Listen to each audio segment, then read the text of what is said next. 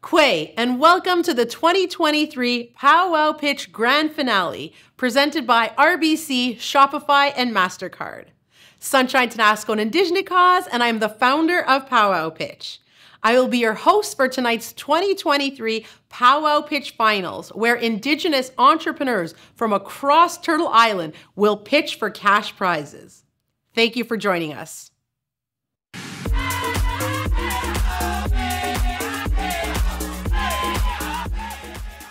Eight years ago today, I started Powwow Pitch with the vision of combining Indigenous culture and social innovation to create a platform to celebrate, showcase, and spotlight Canada's Indigenous entrepreneurs. Over the years, Powwow Pitch has supported more than 1,500 Indigenous entrepreneurs to take their businesses to the next level. And this week, we will support 130 more.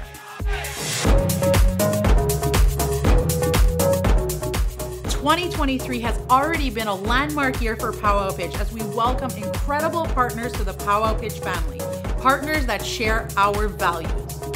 Thank you to our presenting sponsors. Thank you to our silver sponsors. Thank you to our seed sponsors. Thank you to our collaborating partners.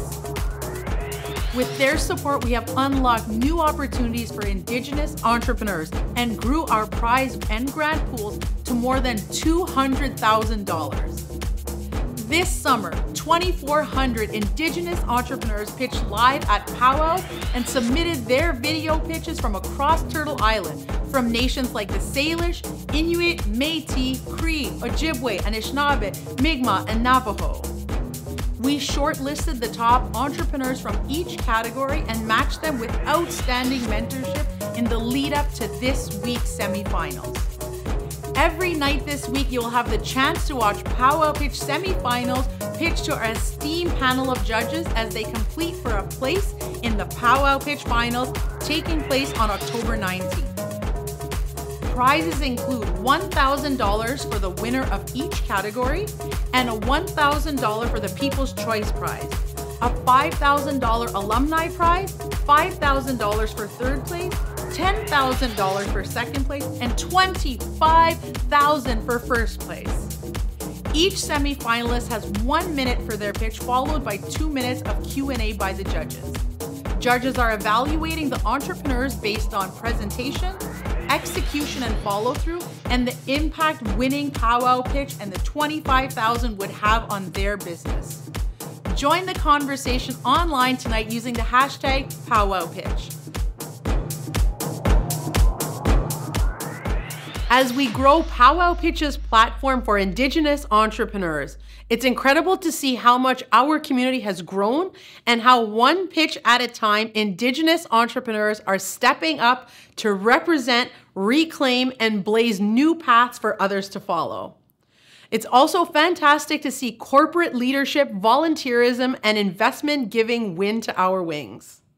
The Powwow Pitch community, from the entrepreneurs to our partners, is committed to reconciliation and reclamation through entrepreneurship grounded in Indigenous values. Before we launch into tonight's finale, we have an opportunity to look back on where we came from in partnership with the 2022 Powwow Pitch winner, Erica Daniels, and her team at Kejic Productions. Let's watch. So I went on Dragon's Den, and my baby, my third baby, he was like 6 weeks old and he was premature and he was just this tiny thing. And just the love and the exposure that I got from that was like mind-blowing, and all like the press that had come to see me, and I was like, man, I'm making baby moccasins, and in my community I was told by our economic development officer at the time, everyone makes baby moccasins, like go home and get ready for the Christmas craft fair. And I'm like, no, but like I could see these in high-end baby stores. Like I feel like if I could take it a step further, and the Dragons, 2 of them invested in me. And that sort of changed my whole life's path.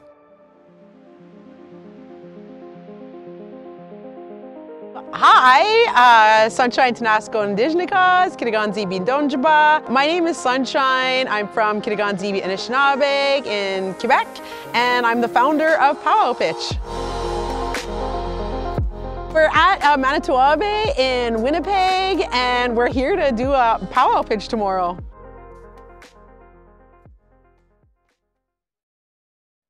Powwow pitch is sort of like a support for Indigenous entrepreneurs. It started out as just a pitch competition where we would show up at a powwow and sort of do like what Dragon's Den does, but like super fast for Indigenous entrepreneurs at a powwow. It's now grown to where now we have like boot camps, we have more mentorships, we have all kind of other good things that are part of Powwow Pitch. Okay. Hello, Tansei. My name is Ivy Chatelaine, also known by my spirit name, Stand Strong White Bear Woman. I'm here as one of the pitchers for the Powwow Pitch.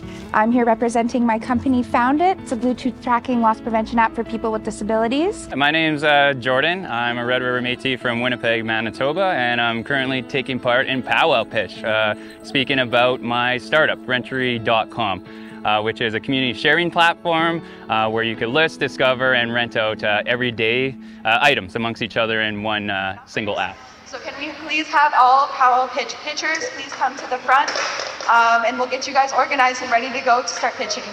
Thank you. Powwow Pitch is different than other pitch competitions because pitch competitions you have to go to people, and we come to where Indigenous entrepreneurs already exist and are doing super amazing things. So we bring teams and we show up and we just showcase Indigenous entrepreneurship, and we work with community members, we work with the powwow committees, we work with alumni, we work with everybody who's already part of this ecosystem and already part of powwow. Hi, my name's Erica Daniels, and I am the CEO and Executive Director with Kejic Productions. I first entered Powwow Pitch virtually in 2020. I submitted a 60-second pitch virtually, and I made it to the finale. I didn't win, but I've always been someone to never give up and not allow that to discourage me. You know, I was like, you know what, it's third time's a charm. I'll try it one more time, and if it doesn't happen, then that's okay, and I'll be okay with that.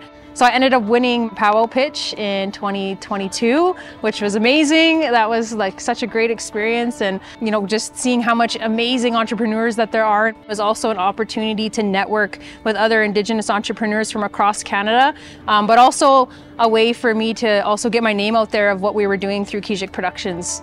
Last year we had 2,400 Indigenous entrepreneurs from across Turtle Island who came and pitched for 60 seconds via video footage that they submitted, and we just narrow it down. There's semi-finals where they get to participate in, there's a little boot camp, and there's mentorship that happens, and then we get to give away money. Yeah, you're good to go. What is a scientist's favorite tree? Chemistry. Tansei, I am soaring found Bigfoot, also known as Simon the Scientist. My band is a Pasquia Nation. I'm here for the Powwow Pitch. I wanted to try again because I entered last year and I got to the semifinals, so I think that I'll do better this year. Sometimes like they don't win, but they come back because there's opportunities that happen as well. Like you may not have won the money, but we're like, oh yeah, that person pitched, how can we help them in this scenario? So there's all kind of things where people have left their jobs because they're like, oh my God, this is potential based on just winning Powwow Pitch and the sort of like maybe publicity that it gives them. And so they're able to, it gives them the confidence to make that leap and to go after their goals and go after their dreams 100%. We're gonna call up Simon.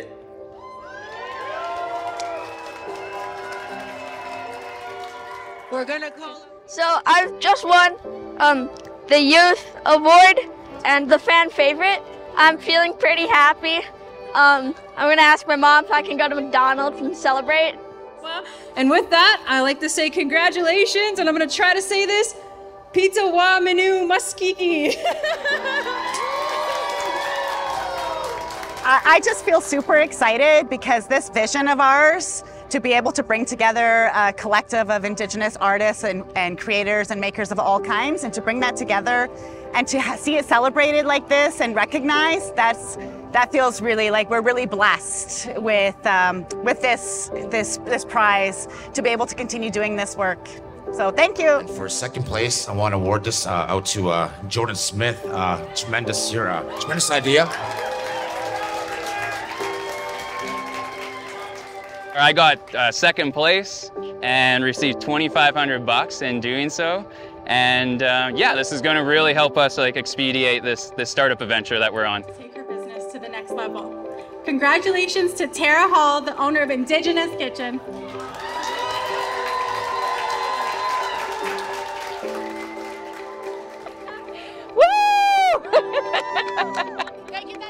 The whole experience was pretty exciting.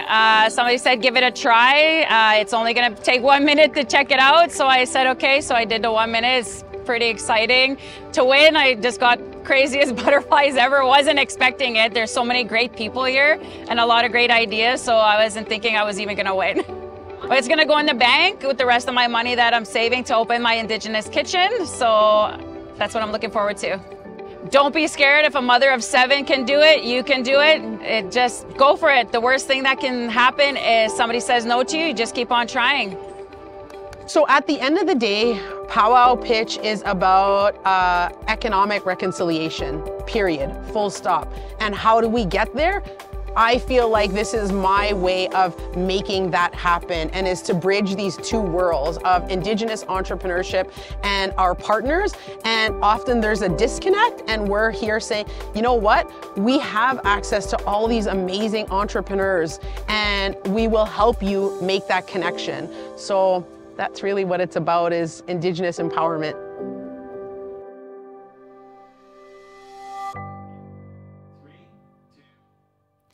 Miigwech, Erica, we are so proud of your leadership in your community and the film industry. Thank you for creating this video to help us share how the Powwow Pitch community is rallying for change through positivity, collaboration, and entrepreneurship. In the lead up to tonight's finals, the finalists were paired with mentors from our partners at Sklar Wilton and Associates and Canada Post. Received individualized feedback from expert entrepreneur Carla Briones, and participated in a finalist bootcamp with our partners at RBC, Shopify, MasterCard, NACA, Raven Indigenous Capital Partners, and Sklar Wilton and Associates. Tonight, our 29 finalists will pitch for prizes ranging from $5,000 to $25,000 with a total prize pot of $65,000. Thank you for joining us. Let's meet tonight's esteemed panel of judges. Joining us this evening is Tamer Gabor, the Senior Commercial Account Manager at RBC. Kyle Brennan Shawini-Pinesi, the Build Native Program Manager at Shopify. Christy Buchanan, the Account Managing Director at MasterCard. Harlan Kingfisher, founder and CEO of Smudge the Blades and 2021 Powwow Pitch winner. And Erica Daniels, founder and CEO of Kejic Productions and the 2022 Powwow Pitch winner. Welcome, judges. It's time to meet the finalists. Let's get started. Way judges, my name is Lisa Vicaire, and I'm from Temiskaming First Nation. My daughter Sophia has ataxia, a condition that affects her muscles, her balance, and her speech. Given the state of our healthcare system, and with my knowledge from the University of Guelph Equine Studies, I created Algonquin Acres Farm only 13 months ago. We provide services to our community such as equine therapy and equine assisted learning. Equine therapy encompasses activities alongside horses that benefit physical and mental health by providing experiential learning experiences. Using horses to co-facilitate, we are able to help students learn from interactive observations, for example, including math and spelling games into our riding sessions.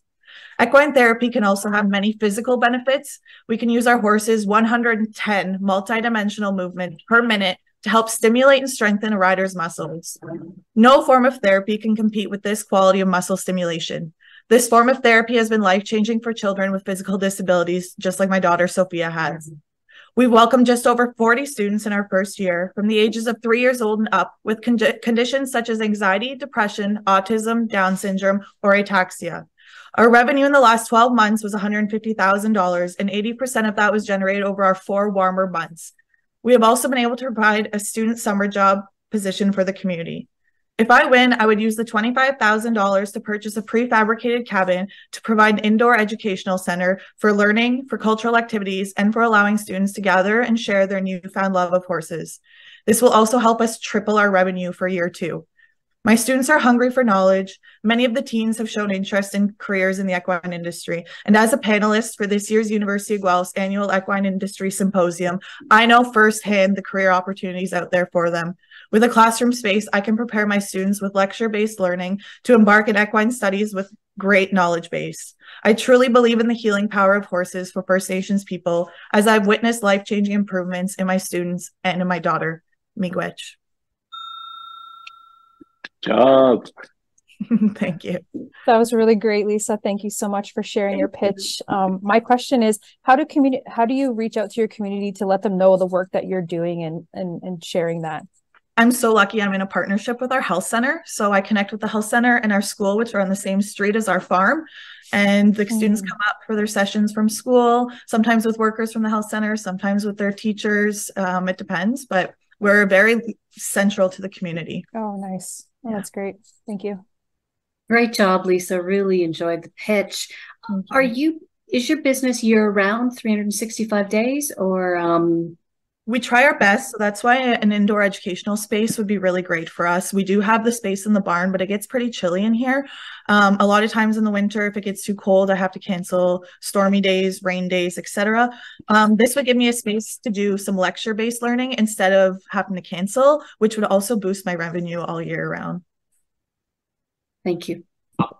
Awesome pitch, Christy. I really think it's something really awesome you're doing. In terms of growth, like say a bunch of communities from across Canada want to come and take part of your thing, are you ready for that, or like are you kind of maxed out with your own community right now? I was actually maxed out with my own community, but I was able to hire a summer student this year, as well as a coworker to help me around the farm, as well as my ABA specialist who creates the therapy programs. We were actually able to partner with our nearest community, Long Point First Nation, and accept some students from there. So that was really great. Okay. Perfect. Awesome. Great job, Lisa. Thank you so much. Yeah, great job, Lisa. Very good. Hi, my name is Angie Gillette. I am from the great Mandan Hidatsa Rikra Nation on Fort Berthold Reservation out of North Dakota. My Indian name is White Corn Ware, which is where I get my company name, White Corn Ware LLC. I created White Corn Ware to create products that you can't get just anywhere, totally unique. So I started custom designing material. My most popular items right now are satin skirts. I have a 62% profit return on every single skirt that I sell.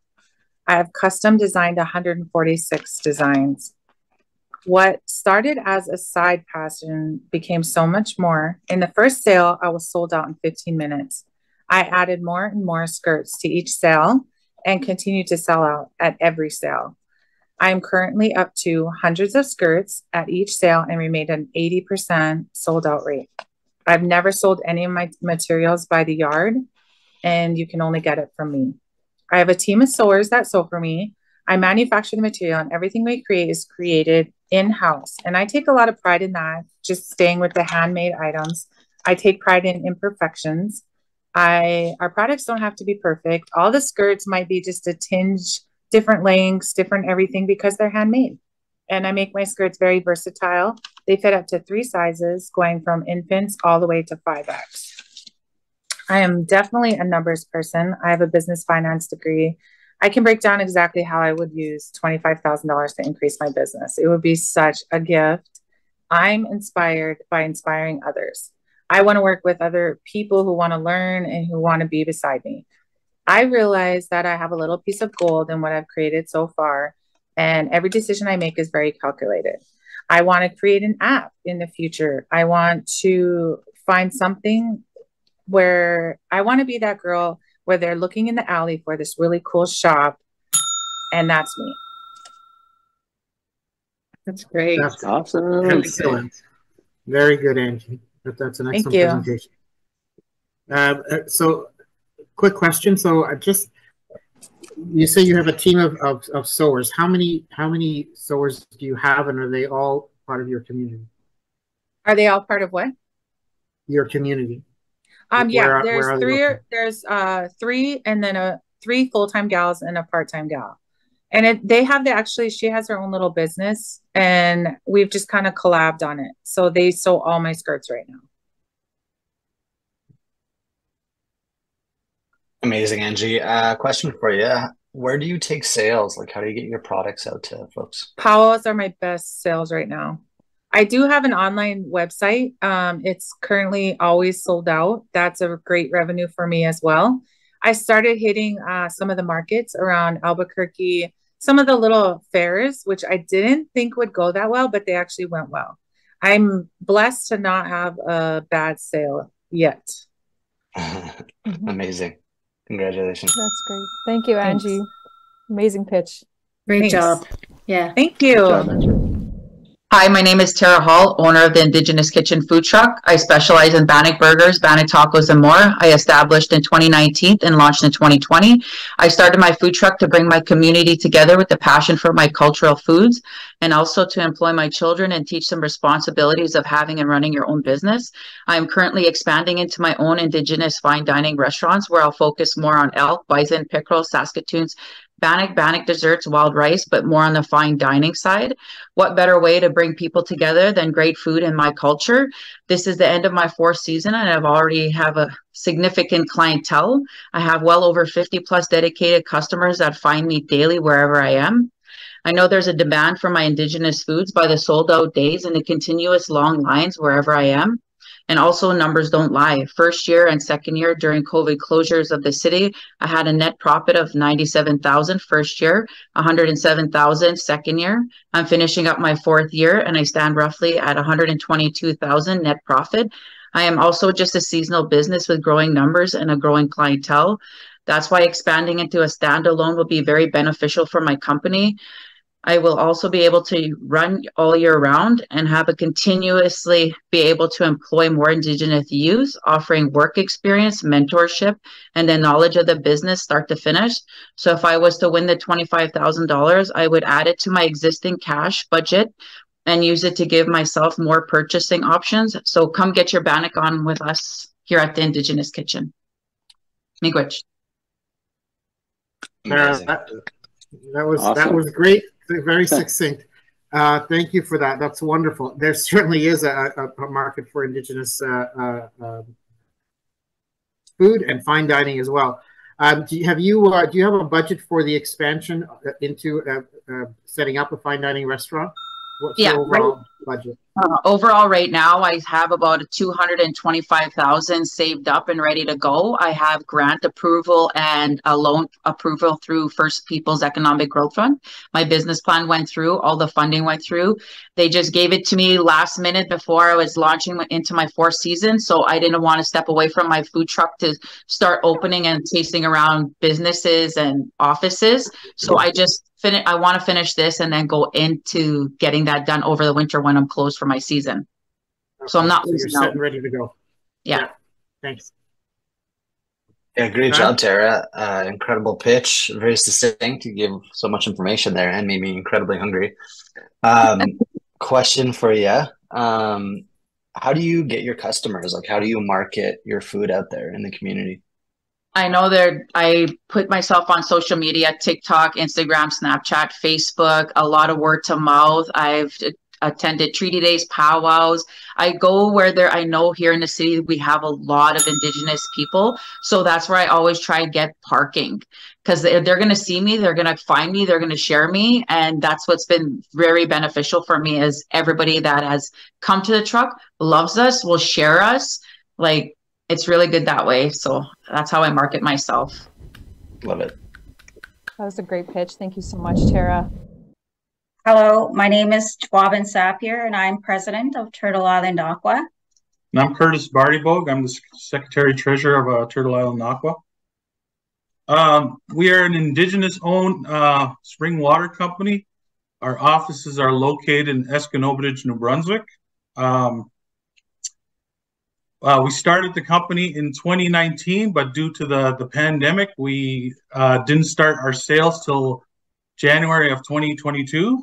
And we have, in 2016, our spring source had won international award-winning contests, placing third in the world.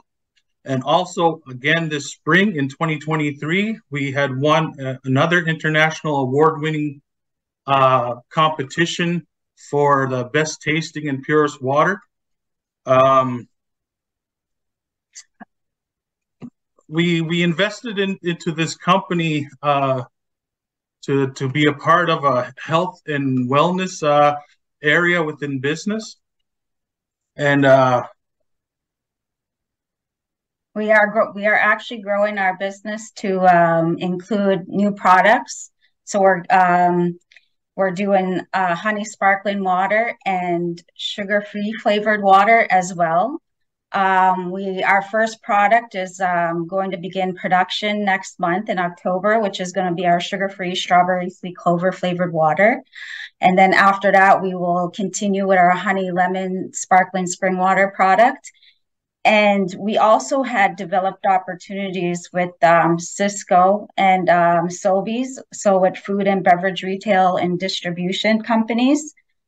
So if we win the money, what we wanted to do with the money is put it towards production for those two orders, and also to create buzz with our product and through various marketing channels and an e-commerce sales stream.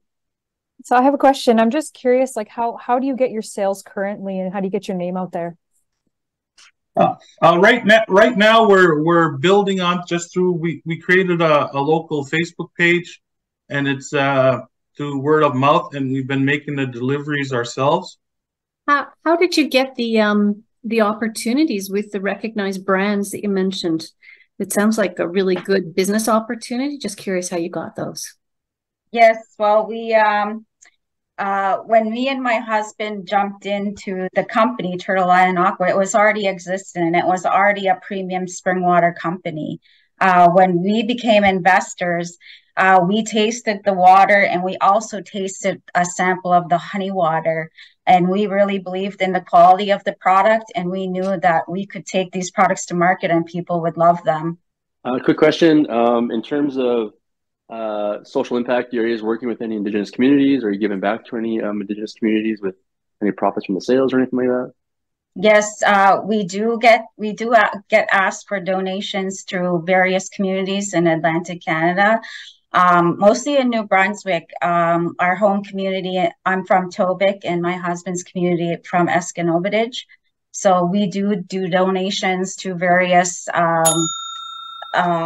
like charitable organizations, or just looking for donations for like events and things like that. So Hansi. I'm Kelly Kristen, the proud founder and executive director of the Indigenous Parents Community, based in Winnipeg, Manitoba on Treaty No. 1 territory.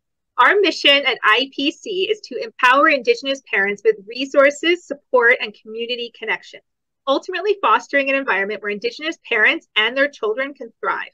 Since our inception in 2021 of September, we have significantly impacted the Indigenous community here in Manitoba. We've developed and implemented programs catering to Indigenous parents' unique needs, from resume and interview workshops to child care supported study sessions, or fitting them with professional workwear at a reasonable rental price. We've created a vibrant, supportive community that has become a lifeline for many Indigenous parents. Our community has grown significantly over the last 2 years. From 2021 to 2022, we saw a growth rate of 33%. The following year, we experienced a growth rate of 38%. And currently, we're sitting over 50% growth for 2023 to 2024. But the demand for our service is so high that we've developed a waiting list, and we have partnered with other small Indigenous businesses, including fellow powwow pitchers and more significant organizations, to help grow IPC. Our vision is to expand and reach further, touching the lives of more Indigenous families across the province and eventually Turtle Island. Empowering parents empowers children and ultimately powers the futures of Indigenous communities and economic reconciliation. We are asking for the $25K. A portion would be invaluable to helping us achieve our goals. We would plan to allocate a portion towards an endowment fund for scholarships, enabling more parents to pursue higher education. Another portion would be to hire more additional staff. And finally, to have back-end cybersecurity to protect the sensitive information of our community members. Thank you for considering us for this prize, and your support will not just be a contribution to IPC, but an investment in the strength and reconciliation of Indigenous families and communities. Yeah, Kelly. Awesome. That was a fabulous presentation, and you said you were nervous. Like that was incredible. Quick question: can you just give me give us a really brief outline of your funding model? How is all this funded? We have currently, through the support system of our community and the people that we have helped, we actually have donors who are willing to help with a lot of in-kind donations, as well as generating their volunteer opportunity. A lot of this is funded through grants and my own personal income. We are at capacity at the moment where I cannot invest any more of my money, and we are looking at growing. We're only operating within what we can do. I would love to get an idea of where do you think in 5 years the Indigenous parents community would be, like, just to sort of give the vision. I would love to not be needed. I would love to not be needing this at all. So I would love to eventually be wiped out. Ani, my name is Sarah Sproule. I am from the Chippewas of Georgina Island. My business Weashkid started in 2022 as a way to preserve my historical teachings and family-run trapline within my traditional territory. We take our raw product from the trapline as well as other sources and create fur hats and mittens, which are sold through e-commerce, trade shows, and boutiques, and are shipped across North America. We closed our first year with a revenue of $24,000 and are on track to grow our sales by 50% in year 2. Based on customer requests and my lifelong passion for trapping and harvesting, this winter we are expanding into the tourism sector. With my family, I manage a 22,000-acre trapline and 3 bear management units. I am perhaps the only woman in all of Canada to be owner and operator of bear management unit. Beginning this winter, we are offering trapline tours with overnight accommodation at my new log cabin and Trapper Outpost Camp. Although this is a brand new side to our business, we already have bookings for next spring and fall and have great reception and demand even before launching. Through these all-inclusive tours, I will be connecting people to the land, teaching about our traditional ways, sustainable harvest, outdoor winter travel and cooking, as well as medicines. In the spring and fall, I will be hosting and guiding non-resident bear hunters. In addition, we hope to connect with Indigenous youth by hosting complimentary weekends in a way to build community and preserve our heritage. Weashkid provides a path for people to connect to the land in a unique way and maintain our traditions.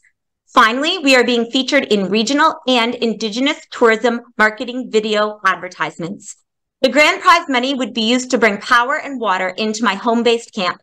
Having these amenities will increase the comfort and accessibility of the camp, appealing to more clients. Having access to these funds will allow me to invest this year and accelerate my growth, and can also be used toward the fees of incorporating my business, which must be completed this fall. Thank you. Congrats. Great job. Great job, Sarah. I'm just wondering, what does your team look like right now, and how do you hope to expand that? So currently my team consists of, on our sewing side, I have one other female Indigenous woman who sews for us, my husband, children, and my father. As far as the guiding services, my husband, children, father, and then I all have 2 other guides in the area that I'm hiring to work with me and myself as a guide as well. Outside of incorporating your business, what are you hoping to use the funding for to grow your business? It was to bring the power and water into my trap camp, or my home-based camp. And the reason why is it will increase the comfort and accessibility for the camp itself. Camps that are run off of generator and solar aren't always, as user-friendly to people. And I want to increase the number of bookings. This camp will be able to be booked year-round. I'd love to share all my plans, but we don't have time. Thank you. Great pitch. Thank you so much. Awesome pitch. Great job. Thanks, guys. Hello, everyone. My name is Kona Slays, and I am the founder of Love Cocoa, an Indigenous streetwear brand. I had thoughts of creating a clothing brand during 2019, but did not put any serious thought or consideration into it until sharing my idea with a coworker who supported and would continuously ask me how it was going, what I had made so far, and why I had not started on my idea. His belief in my creations had pushed me to finish my first Love Coco beaded jacket on April 1st of this year. His continued support in Love Coco has led me to this powwow pitch finals. After sharing my creations to social media such as TikTok, Facebook, and Instagram, the feedback it had received was immensely positive, from going viral to even reaching some of my favorite native TikTok creators. Love Coco will continue to transform Indigenous clothing without culture appropriation. Love Coco is a brand created with the intentions to be inclusive with everybody, including those who may ask, am I allowed to wear this? Winning the $25,000 will provide me with the opportunity to expand Love Coco from hats to coats and even bags. I would be able to use the money to not only expand my own business, but to be able to support other Indigenous-owned businesses by purchasing materials such as beads, fabrics, and ribbons. Not only would this be able to help me with material resourcing, winning would give me the opportunity to expand my brand from just me to hiring a team that will create logos, set up a website, get new sewing machines to create new designs, and overall really bring Love Coco alive and to the people. Love Coco will be the change and make room for the res kids back home by showing them that it is possible to flourish when you just go for your ideas. Thank you. Love Coco. Yeah, awesome. Good job. Thank you. Good job. I love the res kid shout out. That's awesome. So being a clothing brand myself, about getting our products out there, what's your sales been like since you started your clothing brand? What was your profits? Well, it started out just posting for fun and just seeing how people would react to my first completed jacket right here.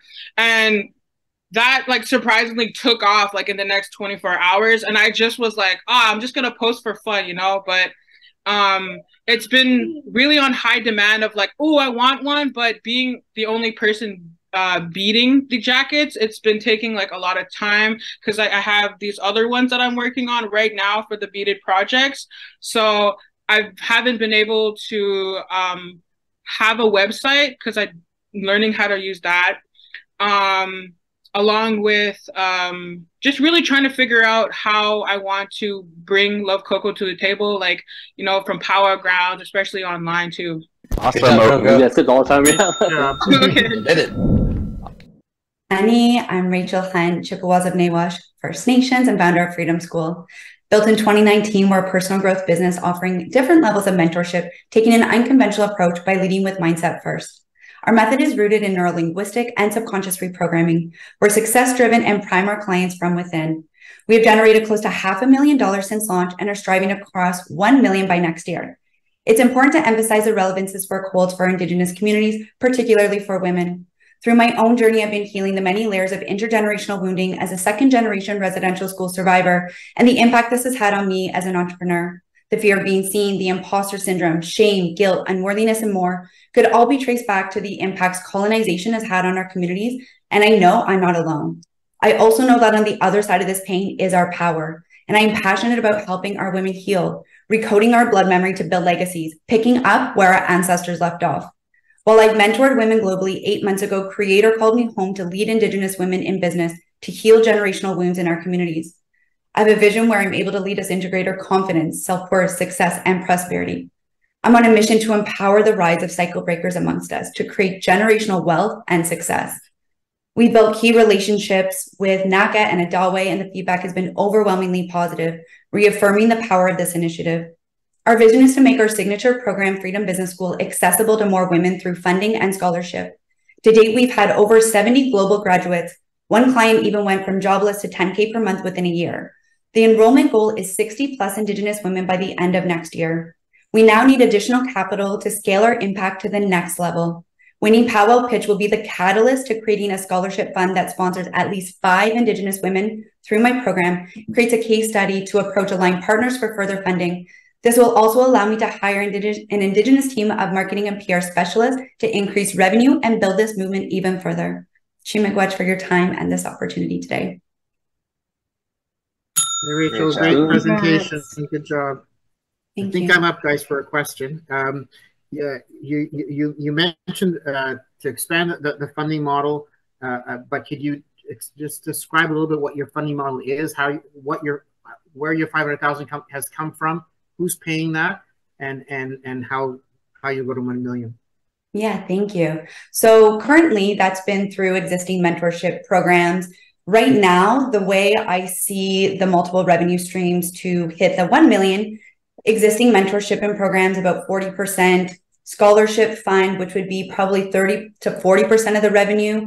And then I do see it opening to nationwide seminars and workshops to help this movement propel forward even further, and brand partnerships, which is the remaining 20 to 25%. Thank you. Great job, Rachel. I'd love to get more details just to fully understand your business. So currently, how do you productize your services currently? Sorry, productize? Yeah, how do you sort of package them, and sort of how do you get that? Is it one-on-one mentorship? Is it sort of? Yeah, thank you for the question. So yes, one-on-one mentorship. I also have Freedom Business School, which I've run for the past 4 years, and a handful of other membership style and self-paced programs to help my clients through all sorts of different things. Thank you. Gotcha. Yeah, thank you. Great job, Rachel. Great job. Thank Thank you. you. Congratulations. Thank you. Great. Hi, judges. My name is Shay, and I'm a proud member from the Penticton Indian Band, and my business is called Holowise. Holowise is a festival eye makeup sticker brand that I launched just over a year ago, and since its inception, I have sold over 1,000 units, all organically through sales on Amazon, and has quickly become a 5-figure business. Our average net profit is a healthy 40%, and customer conversion is about 10%. Right now, Holowise are only available on Amazon in Canada and USA, but I'm targeting to launch into the UK in early 2024. One of the unique business differentiators between my e-commerce business and other e-commerce businesses is that I also offer mobile services where people can get glammed up in Holowise, glitter, and face paint. Holowise has also successfully vended at large music festivals where over 30,000 people have attended. Through the power of social media, I've seen my product worn to Taylor Swift concerts, Tomorrowland Music Festival in the UK, birthday parties, powwows, photo shoots, and so many other fun activities. While my business is mostly run online through Amazon, if the right opportunity came along where I could put it into retail, I would definitely consider it. If I won the $25,000 from Powwow Pitch, this is exactly how I would reinvest it back into the business and turn my 5-figure business into a 6-figure business. Expand my product line and launch into at least 2 more global marketplaces on Amazon. This would be on top of the UK that I have planned for next year. For marketing and branding, I would upgrade some of my vendor display equipment and pay for future vending fees at music festivals. Develop an online training course for makeup artists to teach them my face paint, glitter artistry, and Holowise application skills.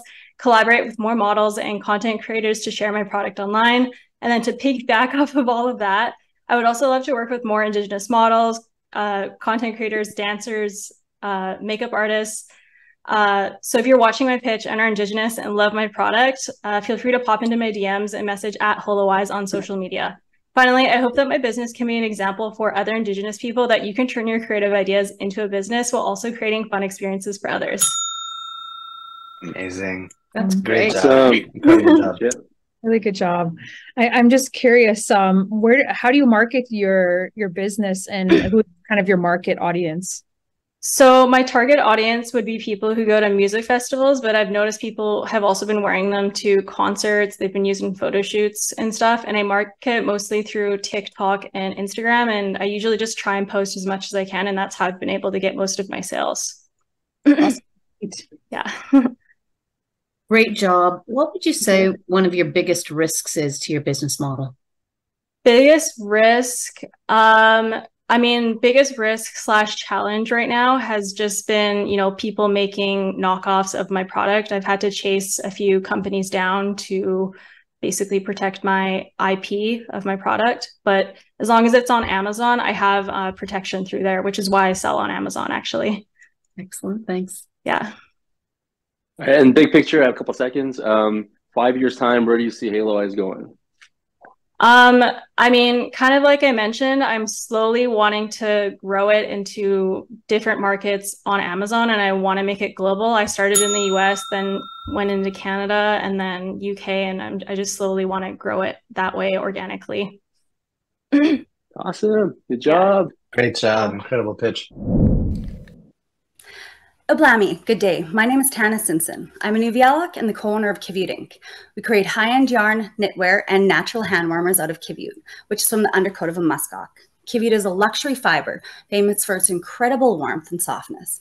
It has helped our people survive extreme temperatures by using the hide for bedding and insulating our mitts and boots with the fiber. Although the muskox is part of our culture, there were no Kejic companies actually owned by our people until 2019, when my brother and I purchased a secondhand fiber mill.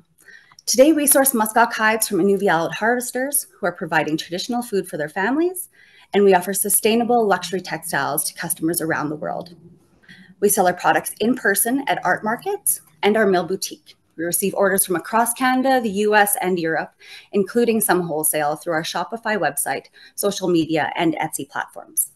Our products are now marketed to embassies and consulates worldwide by the Trade Commissioner Service. This year, we hired 3 new staff. That includes 2 grant-funded youth trainees, and we're projecting to close the year with a revenue of $125,000, which follows an intense growth trend of 48% in year-over-year sales increase. In 2024, we plan to double our sales by expanding into our outdoor recreation market. As we continue to grow, we still face challenges in keeping up with demand. Our customers love the craftsmanship we put into our products, but this requires a huge amount of time and labor. With support from Powwow Pitch, we can purchase a crucial piece of machinery that will save us hundreds of hours. This will allow us to create more jobs and training opportunities for our people in the North and South, which helps us take on larger wholesale orders. Finally, we'll be able to pursue our dream of owning a building, not only for our mill, but a place to teach and practice our traditions to keep our culture alive. Kejic is our culture and inheritance. Our goal is to become an industry leader through sustainable growth, so that most of our people can make a living from this amazing traditional fiber. Kuinani, Masicho, thank you. Wow. Excellent presentation. Awesome job. Wonderful job. Good job. Thank you. Quick question. So you mentioned that you're going to double revenue essentially next year, or looking to by expanding into the recreational market. Can you just describe how you're getting into that, how you're tackling that market? Yes, so we, with our hand warmers, which we're going to promote them to outdoor people, and we're also collaborating with another non-for-profit, a muskox-based company that is utilizing our hand warmers for mountain climbing and other outdoor activities. Great, thank you. Question for you, Tanis. In terms of like your desires to grow and scale, is there any challenges you're sort of facing selling internationally? We haven't found any challenges selling internationally. Our biggest challenge is this lack of machinery. It's taking us way too long to produce our products because we are missing this key piece of equipment. And other than that, there hasn't been any issues. We have more customers daily coming in from Europe and other places as well. So just our main issue is this key piece of equipment so we can ramp up production and make our products quicker. Amazing. Yeah. Great job. Yeah, great job. Great job. Congrats. 2 years ago, I was so excited to see someone wearing Indigenous syllabics on their shirt. I felt this sense of inclusivity in the city that I've never felt before. But as I approached this person, I realized it was just a triangle. This happened on a Sunday afternoon, and by Wednesday, I had a whole dropshipping website up and running. Starting as an Indigenous streetwear brand, we grossed $45,000 in our first year, and have now turned into Canada's fastest growing Indigenous retailer. With organic reach only and zero paid advertising, we've grossed over $500,000 in sales since starting the business. We now carry over 40 Indigenous brands and businesses in store and our online platform. Providing a steady monthly paycheck to other Indigenous brands, we assist in marketing, sales, business development, and our social impact of reclaiming the Indigenous economy through fashion and commerce. Our mission is to launch 5 pop-ups in major malls across Canada by next holiday season.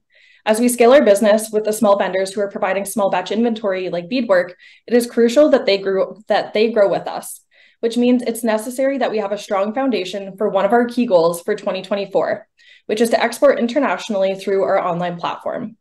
We've already put out over $200,000 in invoices to other growing small Indigenous brands and businesses. Winning the $25,000 from Powwow Pitch is a game changer. It means we can stock up for the holiday season and aim for $150,000 in sales. We're close to securing venture capital funding from an Indigenous investment group, and that will solidify this. Right now, we're on track to gross over $750,000 this fiscal year, and half of that is going straight to other Indigenous brands and businesses through our platform. On average, we're boosting their annual revenue by 15%. Winning the prize means vendors get paid upfront, helping them grow their brands faster. Powwow Pitch judges, when I look at my vendors, I see future Indigenous millionaires who will create ripples in their communities like the ripples that you can help us make with the $25,000 prize. I hope you will all start the conversation with us. And remember, every conversation starts with Anin. Chimagwech.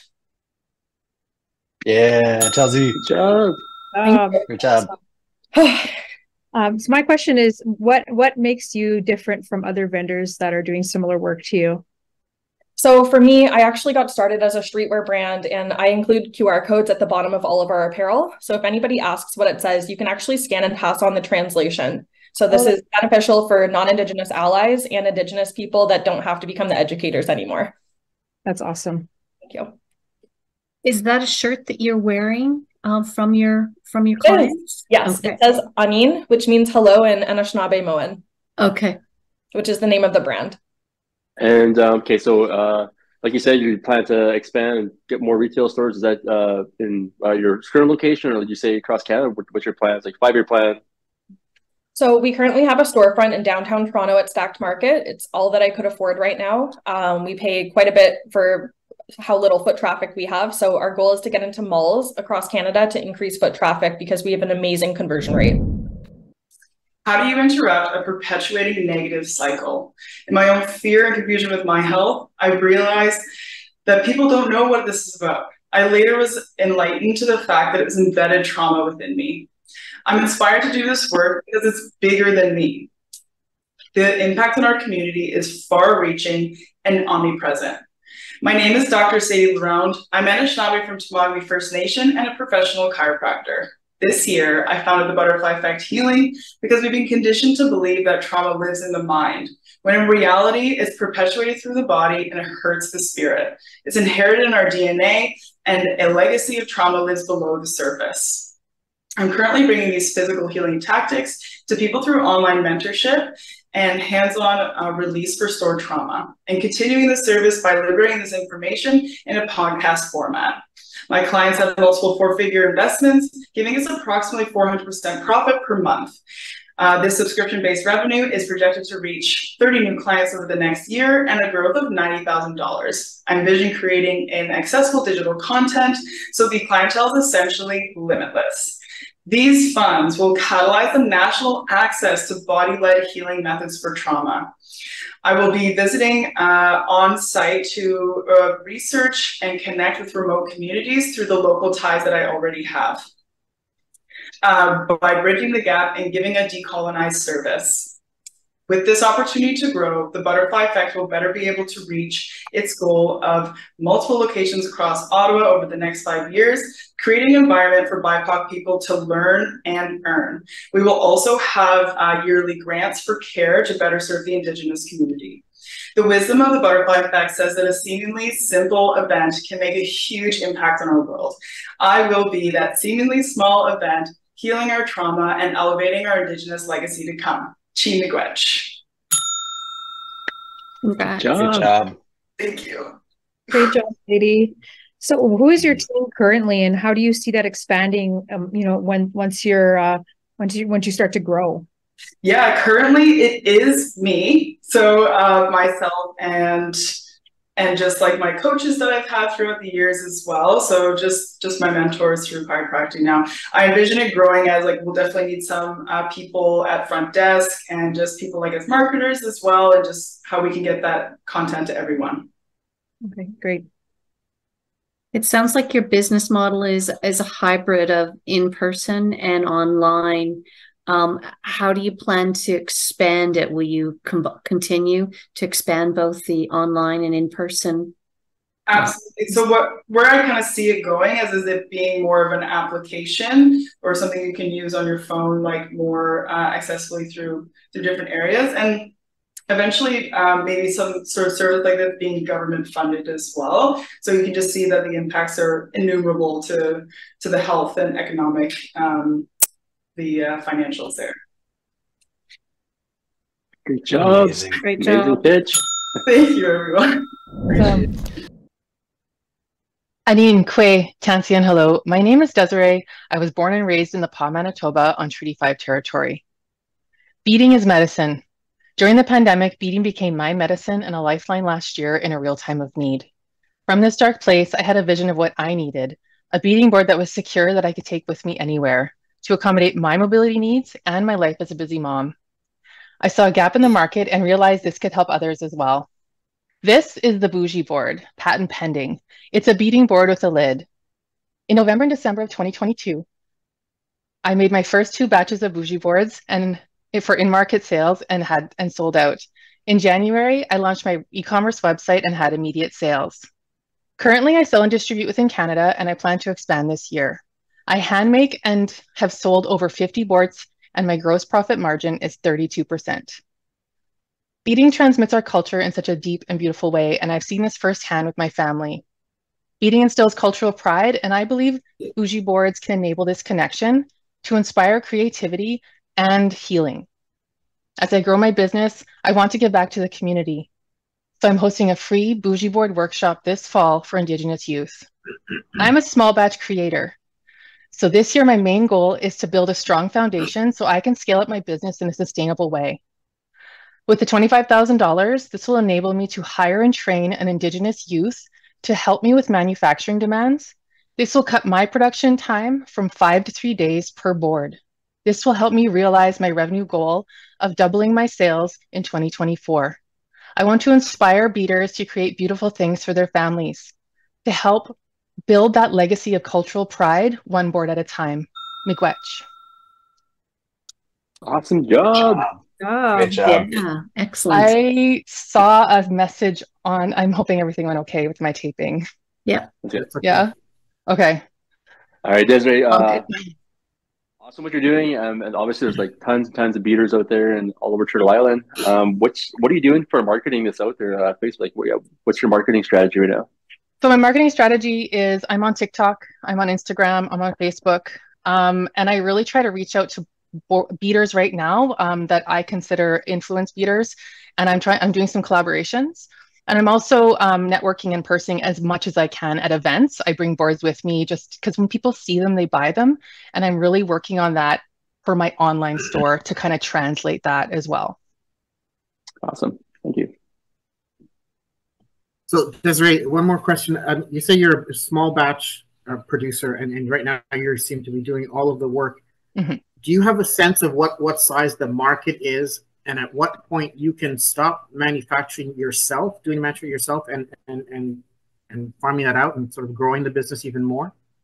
I do think about this. Yeah, I think about this. I mean, it's huge. I mean, it's huge in the United States, and it's already, even in our own community in the Ottawa area, it's massive. So it's my baby right now. So thinking of farming it out is still kind of like letting it leave the nest is definitely a hard transition for me because I do it all myself. So it's my thing, but I really want to get to how do I train someone to do the finer points of putting it together, the assembly.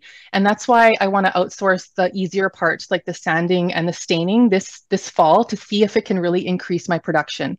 And then I'm going to work from there to see, okay, can I train someone else to do the harder parts of assembling it properly? So I am thinking that way, but it's a slow process in terms of how I'm going to scale up in that regard. Very cool. Very cool product. It's really, really cool. Thank you. Great job. Great job. Hello, my name is Ricky Dankewich. I am the owner of Blackstone Concrete. This is a company I've built and designed with the knowledge I've gained through my recent business management course and my 12 years experience in the trade. Blackstone Concrete is a decorative concrete company. We specialize in restoring and adding equity to homeowners' biggest investments by resurfacing spalling, cracked, deteriorating concrete surfaces. Key selling features are unlimited designs, patterns, textures, and color options. Quick installation time and interior-exterior applications make this highly desirable. Blackstone Concrete, founded in 2022, isn't just another concrete company. It's a beacon of opportunity and a symbol for hope for Indigenous youth. We've projected sales of $166,000 in our first year and $289,000 in our second year. In our current year, we have large-scale projects lined up as of November 1st. We have a pending contract with Two Nations Bird Construction and BHP Mining. But our mission goes beyond these numbers.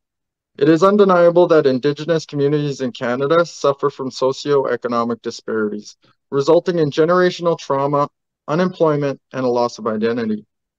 It's time for a change, and I believe Blackstone Concrete can be a part of that change.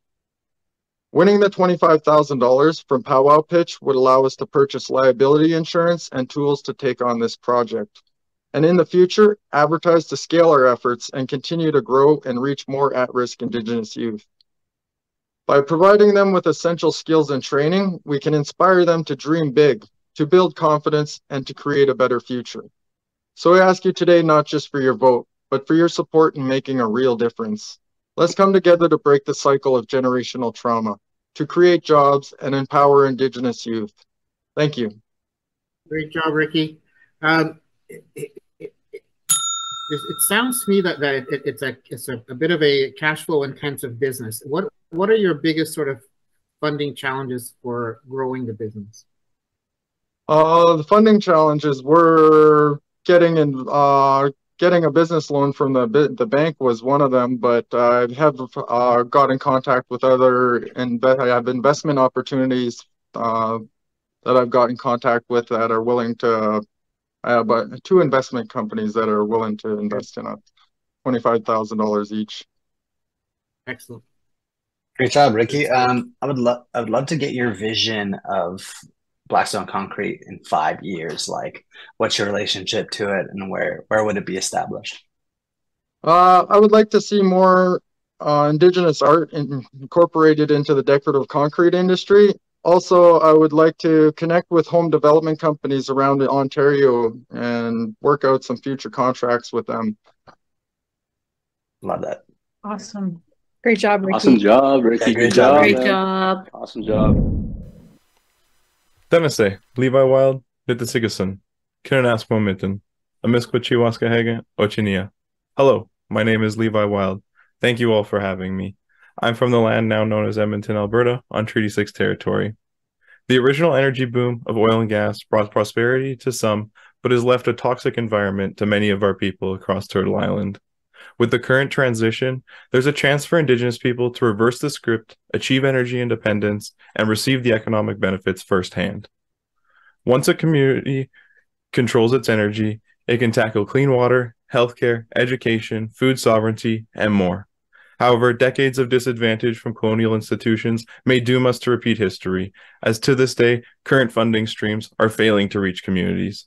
Founded in 2021, Children of the North Project Corp recognizes a barrier for Indigenous groups to reach grant funding and a need to build bridges with external businesses to deliver services within communities and provide training to members.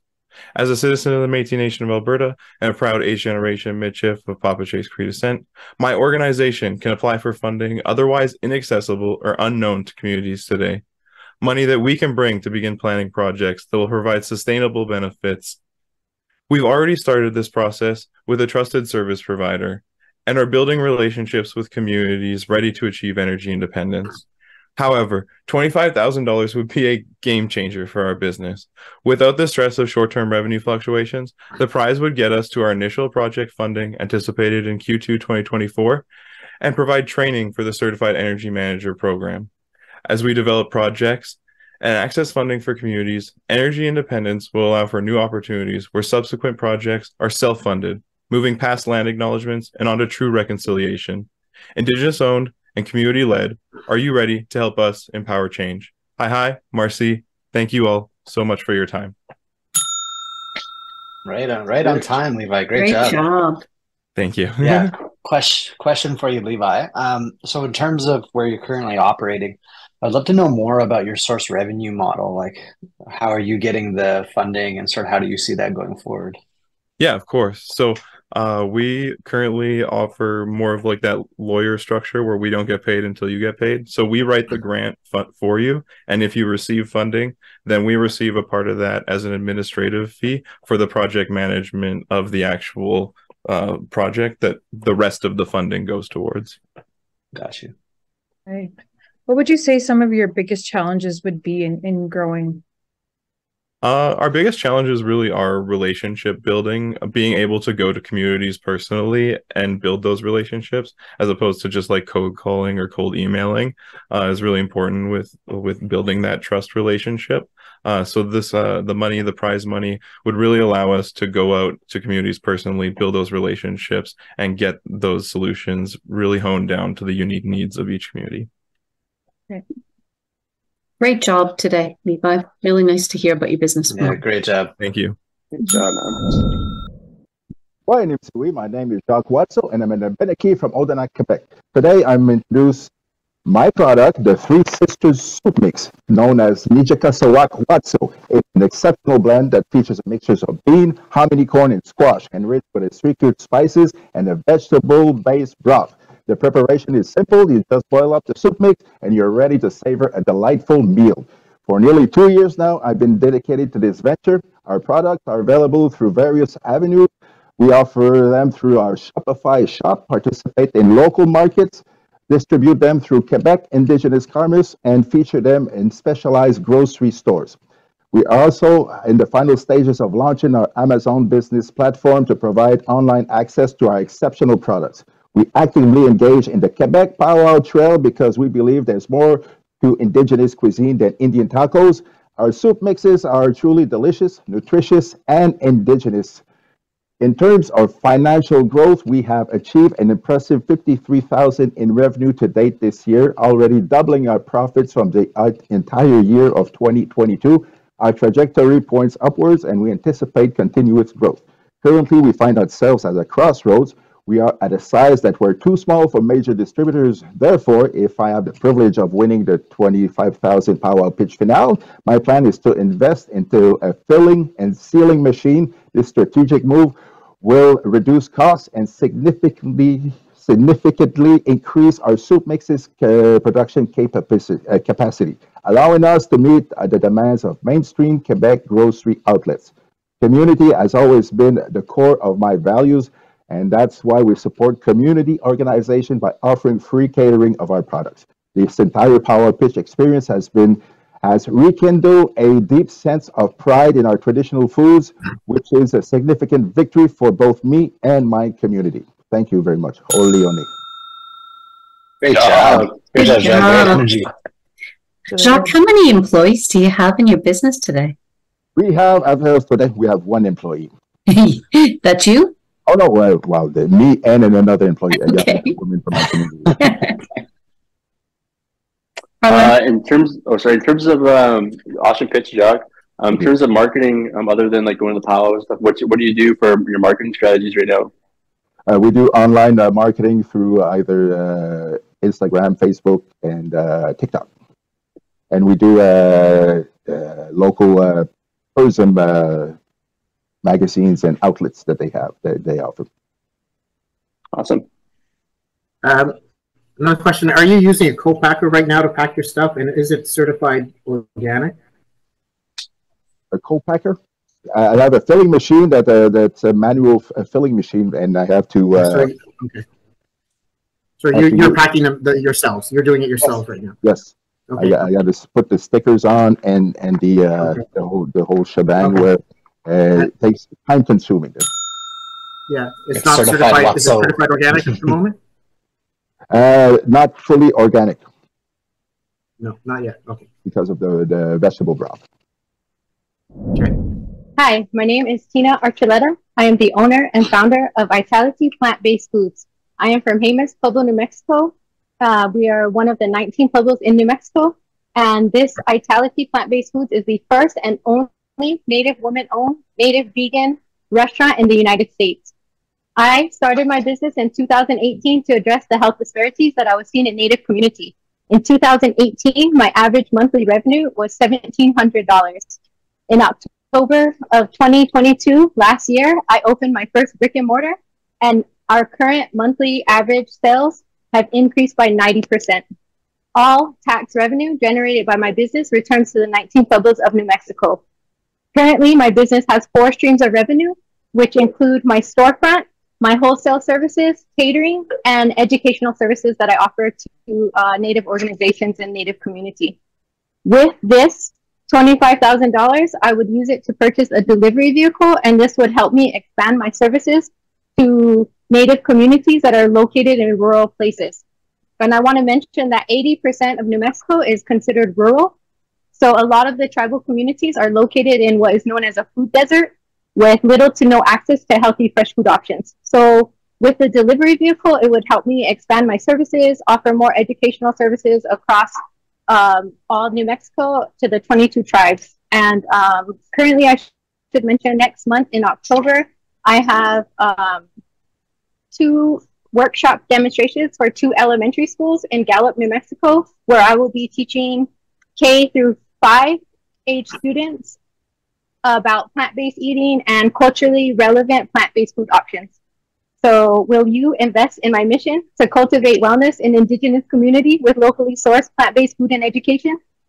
Thank you. Great job. Thank you. Thank you all.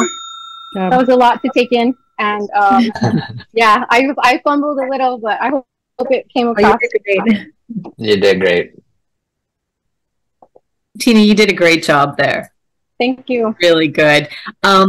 You know, you've talked a bit about how you're marketing and growing the business and getting the word out. Can you tell us a bit more about what your marketing plan is longer term to really grow the business? If you get that truck and you know, get more employees, what's the plan? You know, currently it's like been word of mouth. I also have the strength of the Indian Pueblo Marketing Incorporated because I'm located on the 19 Pueblo district. So they've been really helpful with marketing. They've even provided me with a marketing grant where I'm able to use that for various, you know, whatever I need, printer, banners. That van will be wrapped with my logo and my mission and my number, and mainly just showing up in community. So that's what I try to do. How do I get out there? It's like really organically and being in those spaces with Native community members. That's awesome. Do you want to touch base on more of like the vehicle and going to go visit local communities? Are they, is that like you're sharing your knowledge and cooking? Are the communities bringing you out there? Like, how is that revenue? You're still making money to go out there? Yes, I'm getting invited by these local tribes and organizations. So the next one that I mentioned is Indian Health Services, IHS, and they're working together with elementary schools. And so they're reaching out because there's no other culturally relevant options like this in our state. Awesome. Thank you. Thank you. Amazing. Great job.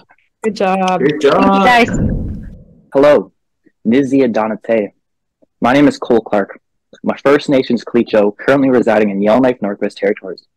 And I'm the owner and creative director of my brand, Stolen Lands. Stolen Lands started as a passion project for myself several months back, but has quickly turned into a project of taking full time. Although we're only in the early days of being a business and a brand, we're edging on a net revenue of 5 figures over the last few weeks. And I fully expect our brand revenue to continue to grow as we do a business. And more importantly, a brand. This is because Stolen Lands is built on 3 pillars: our media and production, fashion and lifestyle brand, and the SL Foundation.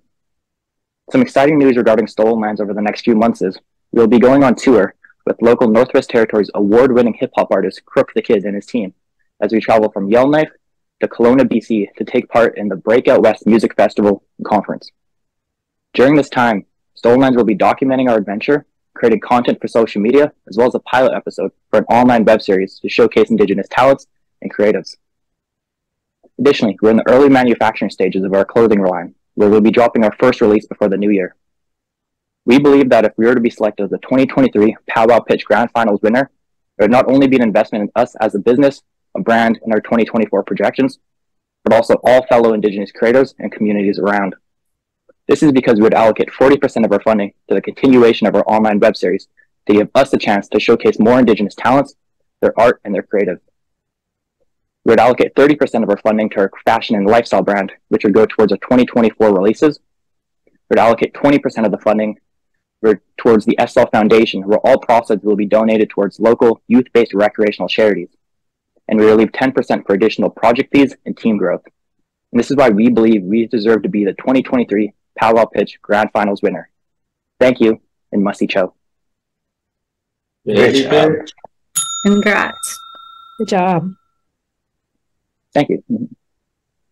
That was excellent. So just a quick question in terms of your sales. How many, so you're in 4 figures right now. You just hit 5 figures in the last month or so. What's your sort of sales pipeline, and how quickly do you see your growth in the next 12 months?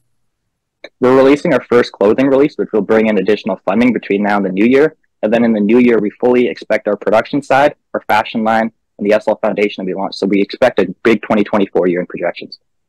But through the next few weeks, it would be the tour that we're going on, a few other project fees, and then the clothing line drop. Okay. Yeah, great job. You have quite a diversified sort of revenue streams. In terms of that, what's the largest source of revenue amongst all the things that you're sort of doing? Right now, it's our media production, where we focus on post-production editing for local organizations and different organizations around. Gotcha. That's great. What would you say some of your biggest challenges would be for growth? One of the biggest challenges I've actually just faced was recently needing to be evacuated from my hometown, putting a lot of the Stolen Lands projects on hold for a few months. But outside of that, the only things I see stopping us from now in the future is just time and commitment, which I don't think would be a problem at all. Great, thank you. Great job, man. Good job, Cole. Congrats. Why did the dream cross the microscope? To get to the other slide. Chauncey, I'm Soaring Thunderbird Boy, or Simon the Scientist. My band's in the past grew at Crete Nation, and I live in Winnipeg. In March of 2020, I began a live series to teach kids science at home. I've had many special guests and partners, and I've won several major awards. My goal is to inspire kids to find their own power and voice by focusing on Indigenous perspectives in science and culture, all while being inclusive for kids with additional needs. In the past year, I expanded my nonprofit by increasing outreach to youth. On YouTube, my highest viewed video was on the human body with 390 views. Then I began working with Northern classrooms in real time and reached over 1,400 kids. Then I worked with Indigenous youth groups on a World Brain Day video that reached over 5,000 people. Next, I worked with Let's Talk Science to create an Indigenous science curriculum. This will reach up to 1 million kids by this fall. And just last week, I was approached by a European network, and my reach will be 24 million people. I can't even believe these numbers are real. When I win the powwow pitch, I will use $15K to increase how professional I am. I will create a proper lab space to work from, hire social media and editing services, and hire a sign language interpreter for all content. This will help me connect with youth more in a good way. I will use $5K to start selling merch such as stickers and lab coats with Indigenous science artwork. I will use the profits to fund the ideas of other kids. I will use $5,000 to put towards science and cultural explorations. This will help me stay true to myself and my ambitions. I need this support so I can achieve my monthly goals of outreach and giving back to kids. I deserve to win the powwow pitch because I'm the coolest Crete role model around. I have a long history of success and the potential to inspire every little child on Turtle Island. Simon the Scientist continues to explode. That is great. Good job. Oh, that's awesome. You're a legend, Simon. It's always a pleasure to see your experiments, Simon. I just wondering, where do you see yourself, in 5 years, and what impact do you hope to have in within 5 years? In 5 years, my goal isn't to be a multimillionaire or super famous or anything. I just want to increase my outreach to kids to help inspire them, and I want to achieve more by doing that. That's great. Simon, do you see the business that you've created, do you see a way for it to continue and grow, you know, with other kids coming in? Or is this something that you want to continue and hold tight to yourself? Well, I would like to grow it even more, and from what I understand from your question, I would like to make a youth council to help me make decisions. So, yeah, I would like to expand like my group and my crew. Thank you. Amazing job, Simon. You're doing a good job for your age. That pitch blew us away, man. We're running out of time a little bit, but I just want to say you did an amazing job, and all your stuff got going on behind. Good job on the props. Amazing job. Good pitch. Thank you. Yeah, great job, Simon. #1 in the science fair, that's for sure. Hi, I'm Jacob Sear, and I'm introducing Treaty 4 Tech, an AI-accelerated 3D and film studio on the brink of a revolution. Our mission is to merge innovation and community empowerment, and we're here to seek your support in taking this to the next level. My journey began as a homeless man on the streets, a story of resilience and transformation while reading comic books in the library, waiting for my one hot meal a day at the local soup kitchen. Life was hard. Comic books were my escape, and I dreamt of using VR to get inside the comic books and live inside them. After overcoming the many adversaries of being Indigenous in Canada, I got my diploma as a machine learning engineer, and I built Treaty 4 Tech from the ground up. With your investment, we're ready to go live and add a new dimension to Indigenous storytelling. Treaty 4 Tech is not just a game studio. We are also a social and technical media hosting platform for other developers and creative artists. This sets us apart in the market, offering both services and original content. We'll charge developers for hosting their products and subscriptions for end users, ensuring multiple streams of income. And honestly, social media platforms are pretty quiet and boring if there's no ads. Currently pre-revenue, we plan to launch as soon as we have a server.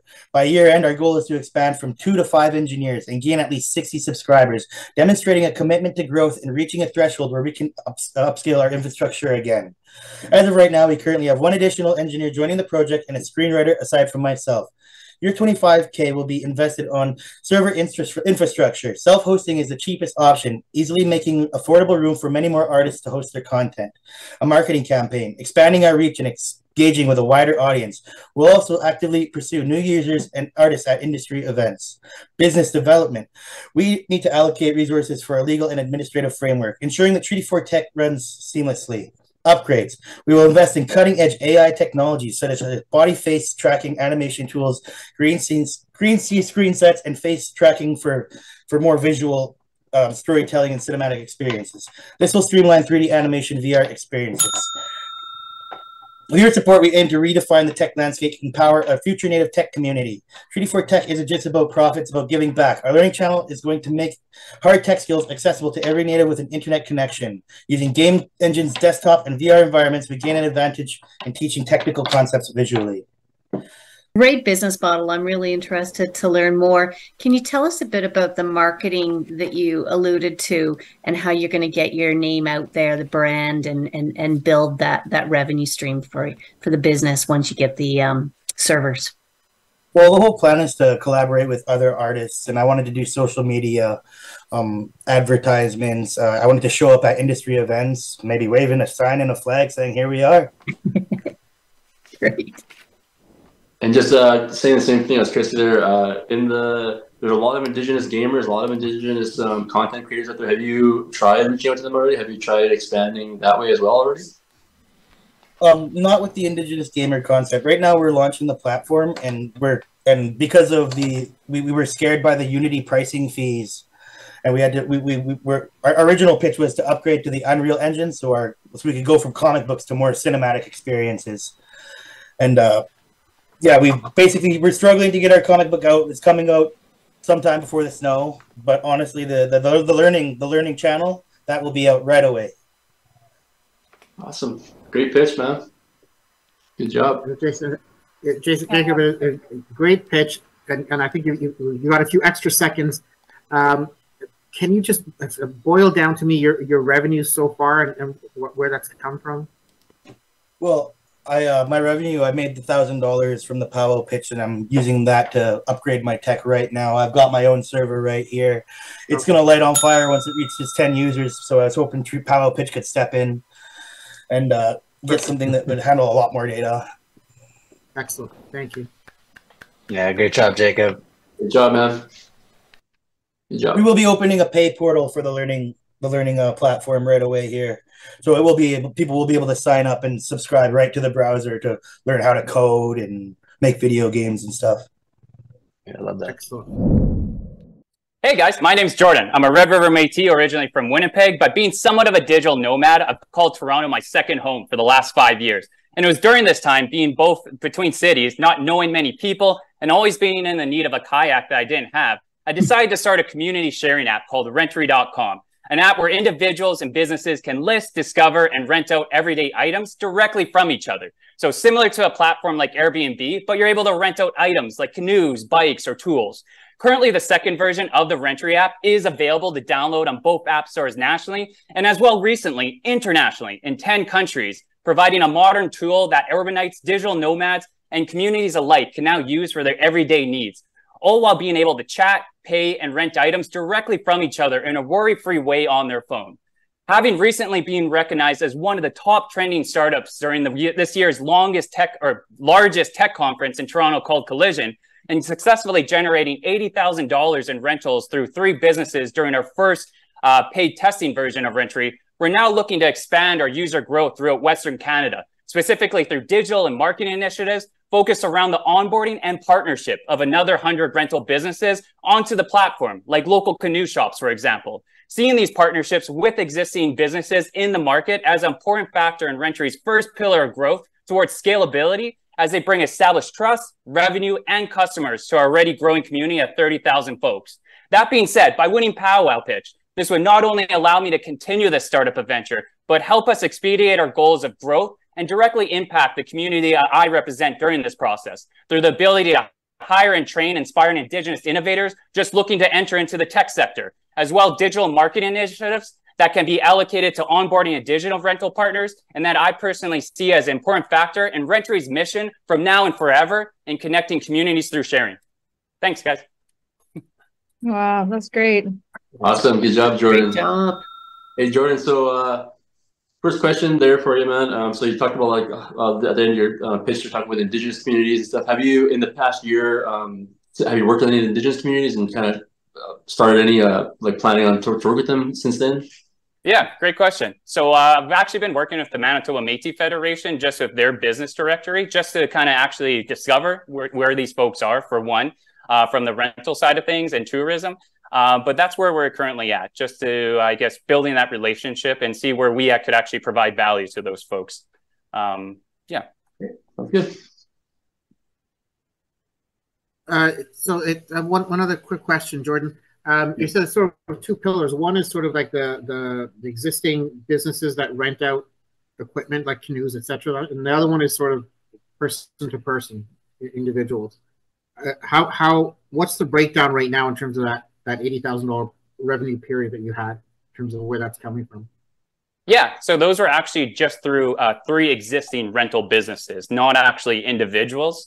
That's where that revenue came from. Yeah, great job, Jordan. I don't have enough time to ask a question, but it's great to see you again. And it's great to know that you're continuing with this, because it was super cool to see you last year and you've made it back. So appreciate it, guys. Appreciate just giving me the spotlight here. Great job. So Kwea, welcome, my friend. My name is Jason Picard, and since April 2022, I'm the president of Bastion Industries.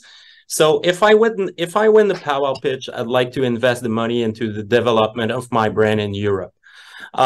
But first and foremost, what is Bastion? We're the OG of the moccasin business. So our factory's been rooted in the Wendat Nation since 1878. We have 16 employees, mostly Indigenous. We craft 45,000 pair of mocks per year. Last year, our gross sales were $1.68 million, and our profit margin is about 36.4%. We have over 60 wholesale clients across Canada and US. All the top of our mocks are hand-laced and hand-beaded by a team of mad aunties from the res. We have a program with the women's sections of our local prison to hire Indigenous inmates for lacing and beading. And since my arrival, I rebranded the business. I launched a new transactional website. I launched a new social media. I created an ambassador program for influencers. I bought up a 16-foot trailers to create a pop-up shop for summer events. We're in the process of implementing an ERP, and I'm going to have a baby girls in a couple of days.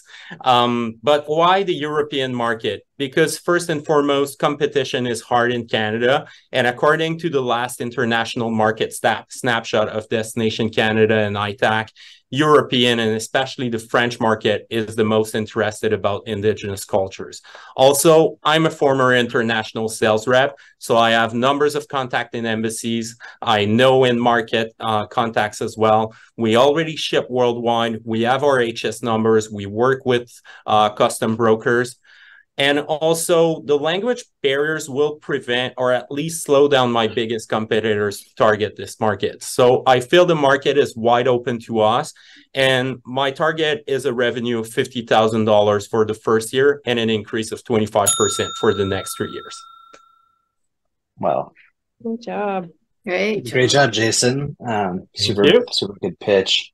Very, very, in terms of the largest differentiator, like in the Mox game, what would you say that really stands out for Bastion? What really sort of puts you apart from Manitoba and all the other ones that are sort of out there? Well, right now, we're the only 100% Indigenous owned and operated business of moccasins in Canada. Also, we're producing all our mocks locally. I'm allergic to all the made in China stuff, so my raw material is all Canadian, even my hides, my rubbers for my sole. So we try to be as authentic as possible as a moccasin factory. That's great. Where do you hope to see your business within the next 5 years? Within the next 5 years, I want to first move my business from the souvenir and trading post into the fashion business. Also see an increase in my online sales.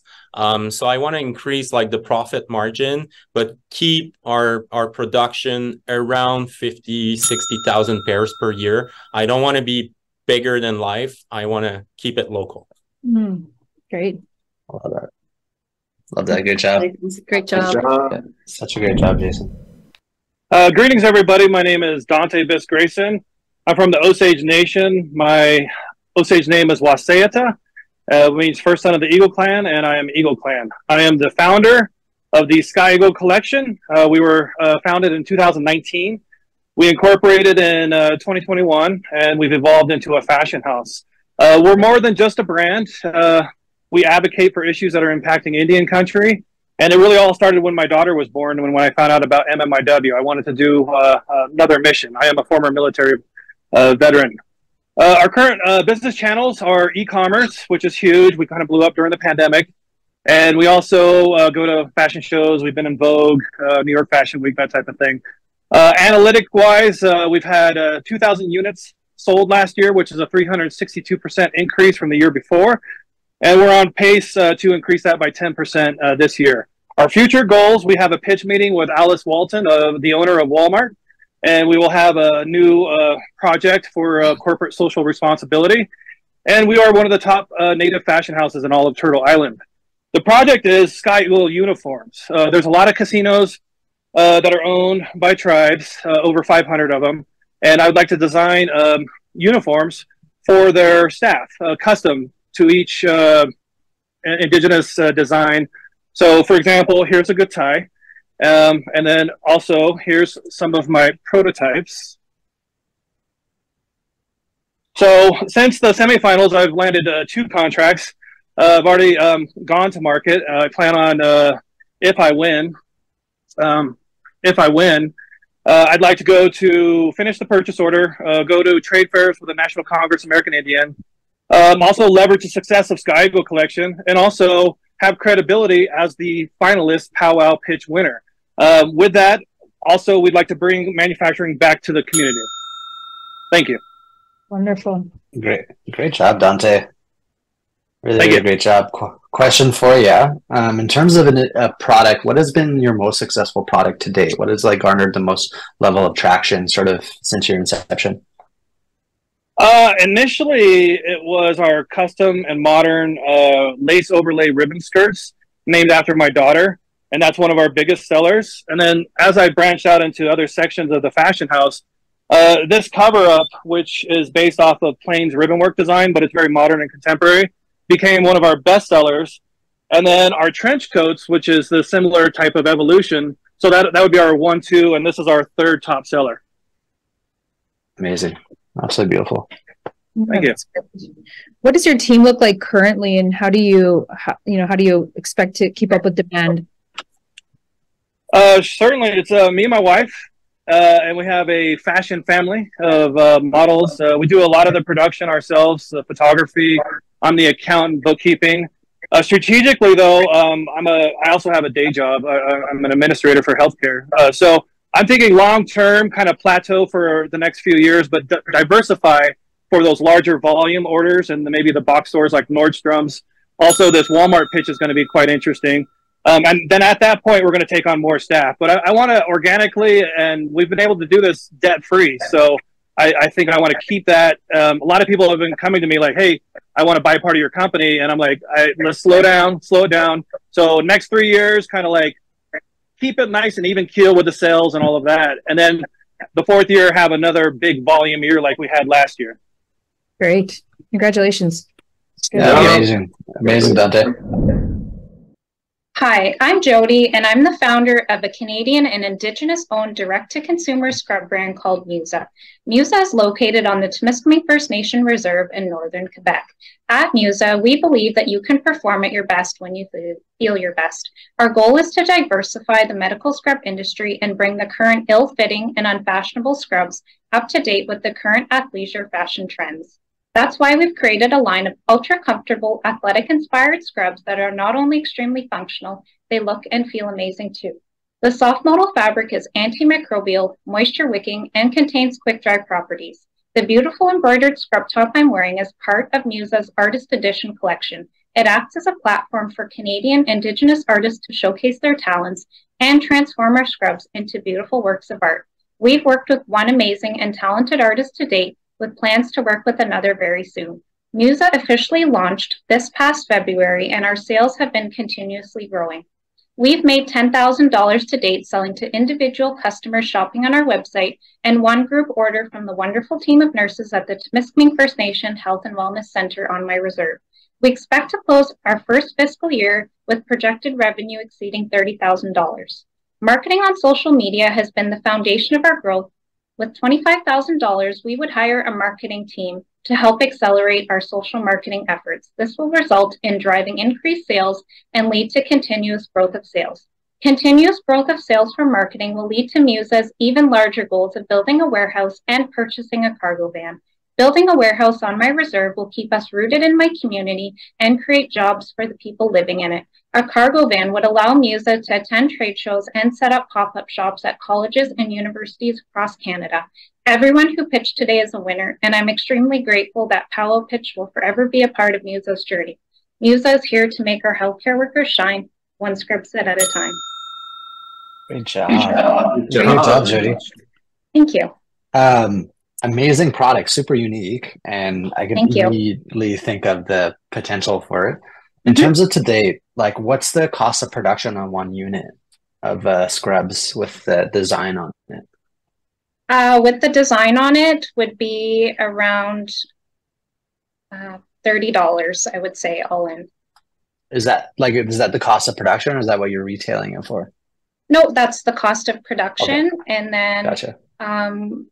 I think it's priced around $59 for the top. Cool. Yeah. Got you. All right, thank you. And we hope to get that cost down eventually once we can order more product at one time. Right. Yeah. Sorry, can you talk a little bit more about like how you hope to reach, across Canada and wider than that with your scrubs and just bringing in more customers? With marketing, so on Facebook and Instagram, if we hire a marketing team to help us, we hope to reach a larger customer base than we are right now. My business partner and I, we're definitely not professionals at marketing, and so we definitely need help with that. So that's what we would use the $25,000 for. Great. Amazing.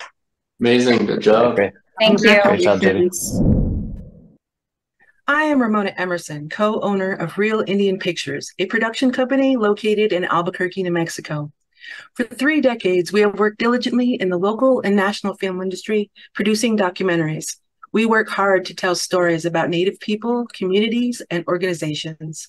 We have been able to maintain a steady roster of clients for years, as we have built strong loyalty and trust in our brand.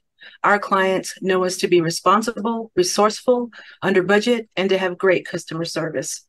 This trust has given us great access in some scenarios. Our documentary work has been broadcast online, on PBS, and on World Channel.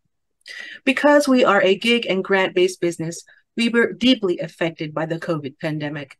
But during our transition from post-COVID work from 2021 into 2022, we were able to rebound with a 250% revenue growth.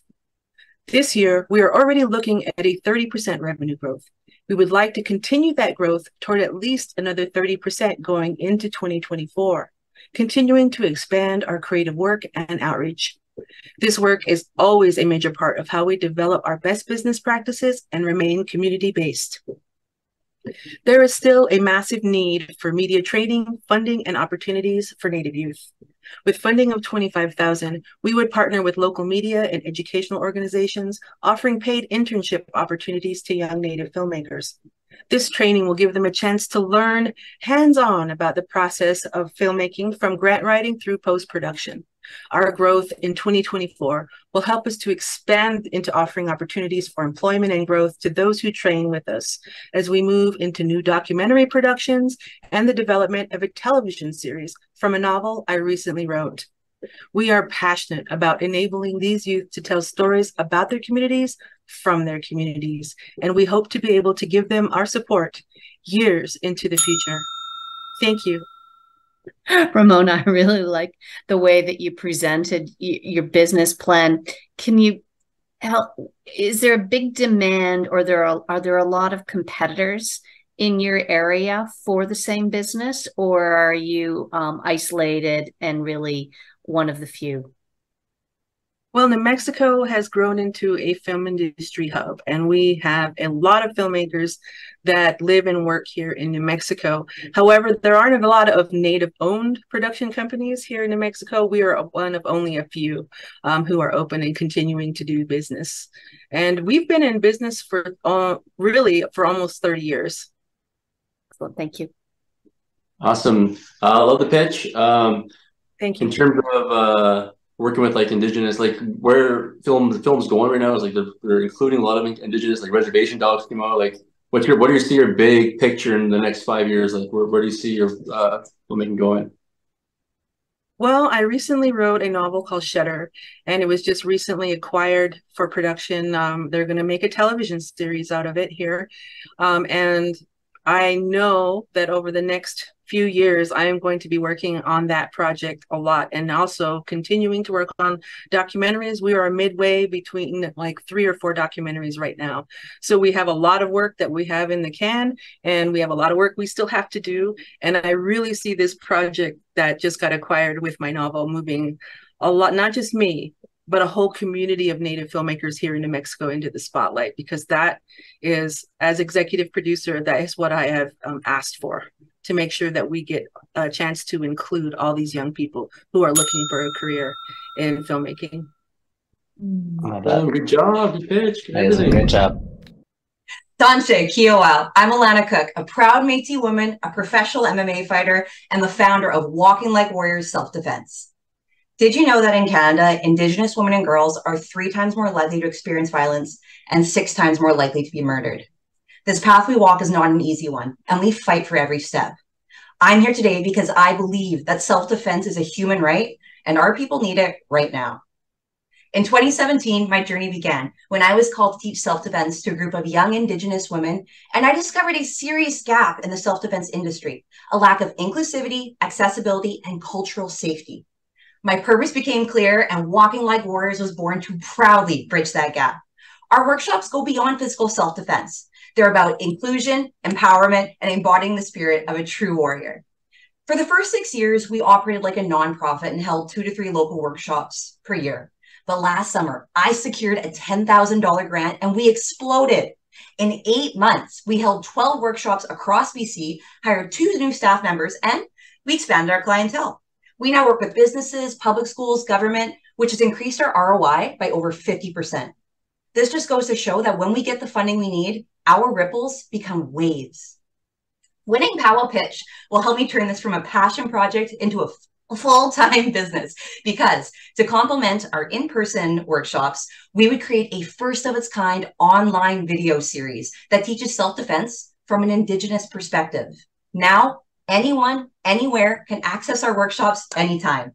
Whether you're urban, suburban, or on reserve, you can learn how to prevent, manage, and escape conflict. Our communities know what they need, and a sustainable system of learning will create capable, confident leaders for generations to come. But judges, inquiries are not enough. The time for action is now. That path forward to ending violence against Indigenous women and girls is right here.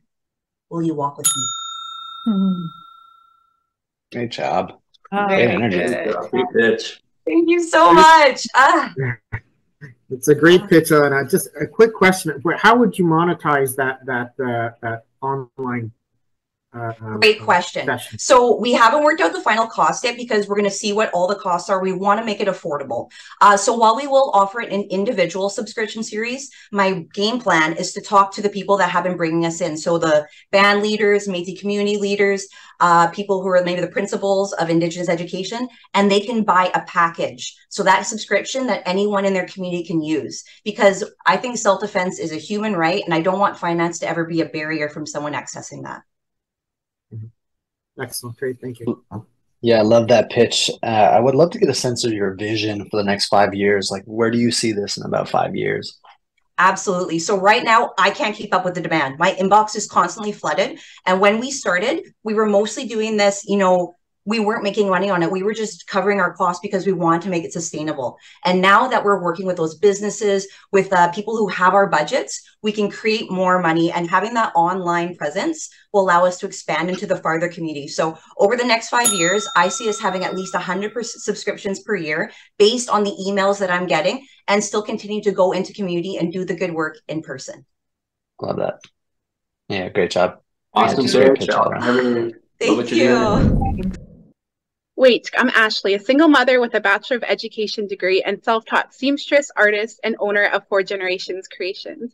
My why has always been my daughter and the future generations to come. I started sewing items for her, then quit my job in 2018. Pre-COVID, my home-based business generated income by designing traditional attire for others across Turtle Island and selling at in-person events. I had to quickly adapt over the pandemic and taught myself to draw digitally. I created a successful apparel and accessories brand that empowers our relatives and educates others about Indigenous issues. I sold in-person and online across North America and officially launched 4 Generations Creations in 2021. I've naturally accumulated thousands of followers on social media, won 11 awards this year, and was named one of TikTok's first ever Indigenous Visionary Voices of 2023. Last year, I achieved a gross profit of $135,000. This year, online sales are on track to double, and in-person events have quadrupled compared to last year. My year-to-date gross revenue is almost $350,000 with a profit of 54%. A large portion of this comes from in-person events. With those numbers to back me and my expansion of products, I've outgrown my home-based business and will finally open my first brick-and-mortar location this October. With my success, I was able to support and purchase in bulk from 7 other Indigenous brands for my grand opening. So far, I've outsourced my printing locally, which is where I need your help. With the $25K, I will be able to purchase a direct-to-garment printer. With my new store, I will finally have the space for new equipment, ability to hire staff, and expand my business by printing in-house. This is naturally the next step in my business, as apparel and printed items have been the top-selling products to date at in-person events. With this machine, we project a minimum of 25% boost in sales overall. Currently, I'm in the process of recruiting a strong team of 4 to help run my retail store and continue our travels to in-person events across Canada. I will recruit at least 1 entrepreneurial youth to mentor and train on our new direct-to-garment printer. With your help, 4 Generations Creations will continue to grow and create a better future for generations to come, resulting in economic reconciliation and prosperity of Indigenous people. Imagine being a part of that. Kekshacham. Wow, good Great job. job. Good job. Thank you. Keksham. Keksham. That's great, Ashley. So what would you say makes you stand out and different from other businesses, businesses who are doing similar work? Yeah, so I have accumulated a strong following on social media, and I feel like that is because I share a lot of my story of who I am openly with all my followers, and I feel like they are able to relate to me, and I feel like that sets me apart from other businesses just like me. Awesome, great job. It sounds like you've probably got a lot of existing customers that love your designs. Do you have a plan in order to be able to retain those customers and make them multiple buyers and turn them into multiple? I've actually had a meeting with Shopify, and I've talked about loyalty programs and gift cards and stuff like that. So that's something I want to implement not only in my in-store my retail storefront, but also, out on the powwow trail, I'll be able to have my customer base, and they can, have a loyalty program that way. So that's how I plan to deal with that. Awesome job. I don't think I have enough time. I love what you're doing. I love everything about what's going on with you. I watch you TikTok and stuff like that. So good job. And thank you so much. Awesome pitch. Thank you. I follow you as well. Yeah. And it's an honor to be here. So thank you, everybody. I appreciate it. Great job, Ashley. Did you know that Indigenous women are the fastest growing demographic of the criminal justice system? There is no support for them once they leave prison, so most end up back in the system. Women who survive domestic abuse experience their own prison. 40% face challenges getting to work, many lose their jobs, and many more stay with their abuser to avoid poverty and homelessness. These demographics are two of the many that DIVA is committed to supporting through partnerships, corporate sponsorships, and grant funding. Tanse, I am Sharon Marshall, a seasoned administrative professional and CRE founder and CEO of DIVA Training and Staffing Solutions. Since 2018, we have supported Indigenous women to build careers in today's digital economy with training, mentoring, and recruitment. The DIVA Accelerator helps Indigenous women realize self-confidence, self-reliance, and financial independence, enabling them to work from home. When my kids were young, I worked from home as a virtual assistant. Once, due to domestic violence, I had to leave my home. I took my laptop with me and was able to keep my children safe and keep my job. 40 women have taken the DIVA Accelerator. We have a 100% job placement success rate for all practicum graduates. Winning Powwow Pitch would allow me to sponsor 5 women into the program. Once trained, their recruitment contracts could bring $9,000 per month in revenue. Since November, we've had 7 clients, and through word-of-mouth advertising, I have a wait list of organizations looking for a diva. Next year, we'll have 4 cohorts of 10 women each, which will bring in $340,000 in training revenue and a potential $575,000 in staffing revenue. By supporting Indigenous women to realize their full potential, we can break harmful cycles, creating positive change for all our relations for generations to come. Miigwech. Good job. Awesome pitch. Great job. A lot of strength and resilience and everything that you're doing. I loved it. And you said a lot of word of mouth marketing in terms of growing the numbers you want to get to, that you said. What's your plan for like a marketing campaign or marketing strategy for that? Well, I'm working with a business development organization right now to help me with partnership development. And so through that, I should be able to build a marketing strategy. Okay, awesome. You mentioned the graduates of the program. Can you just describe the program? It's a 20-week online training program. It's online. There's a weekly wisdom circle, which is a gathering where we build community. And there's also a weekly check-in. So it's an hour-and-a-half wisdom circle and a 45-minute check-in. The program is 20 weeks, and then there's a 4-week paid practicum. And then they will sign a contract with DIVA to work with DIVA on contracts. So who created that program and who's funding it? I created the program, and it's been funded various sources. Right now, I have a cohort of 8 women in the program. We started September 11th, and that was a corporate sponsorship. Okay, that's great. Yeah, great job, Sharon. Thank you. Great job. It's great to see you again. Really good. Kwe, my name is Jasmine LaBillois, and I belong to the Mi'kmaq community of Opiganjik. I am soon to graduate from the University of Saskatchewan in the Masters of Indigenous Land-Based Education program, as well as a certified forest school practitioner. With the support of my community partners, most notably the education department, we have created Msitnogama Forest and Nature School, a transformative nonprofit learning program that builds connection to land, is student-centered, and remembers land as our first teacher. Founded in the fall of 2022, our program was established to resolve a set of problems that have resulted in deep-rooted colonization that has used education as a weapon to destroy and devalue our Indigenous ways of living and being in the world. Here at Forest School, we center our Indigenous intelligence and provide a safe and inclusive space for our students to learn, build connection to land, and evoke reconciliation. Our home base is a longhouse structure heated by a wood stove that is operational year-round.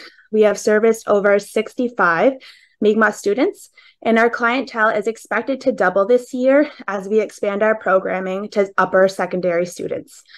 If selected to receive the $25K, we would invest the funds into infrastructure development to create lodging opportunities to welcome young and adult learners for overnight visits. These experiences are grounded in the return to our roots, and these purchases are necessary to expand our programming and offer our visitors an opportunity to participate in a Mi'kmaq land-based experience within our small, humble community of Ubigunjik. Unlike grants that provide us the ability to support the rollout of our programming, funding for infrastructure is a great challenge and restrains our ability to expand our capital. Without the money, it will take us that much longer to make this dream come to life. At Msitnogama Forest School, we want to spread our vision.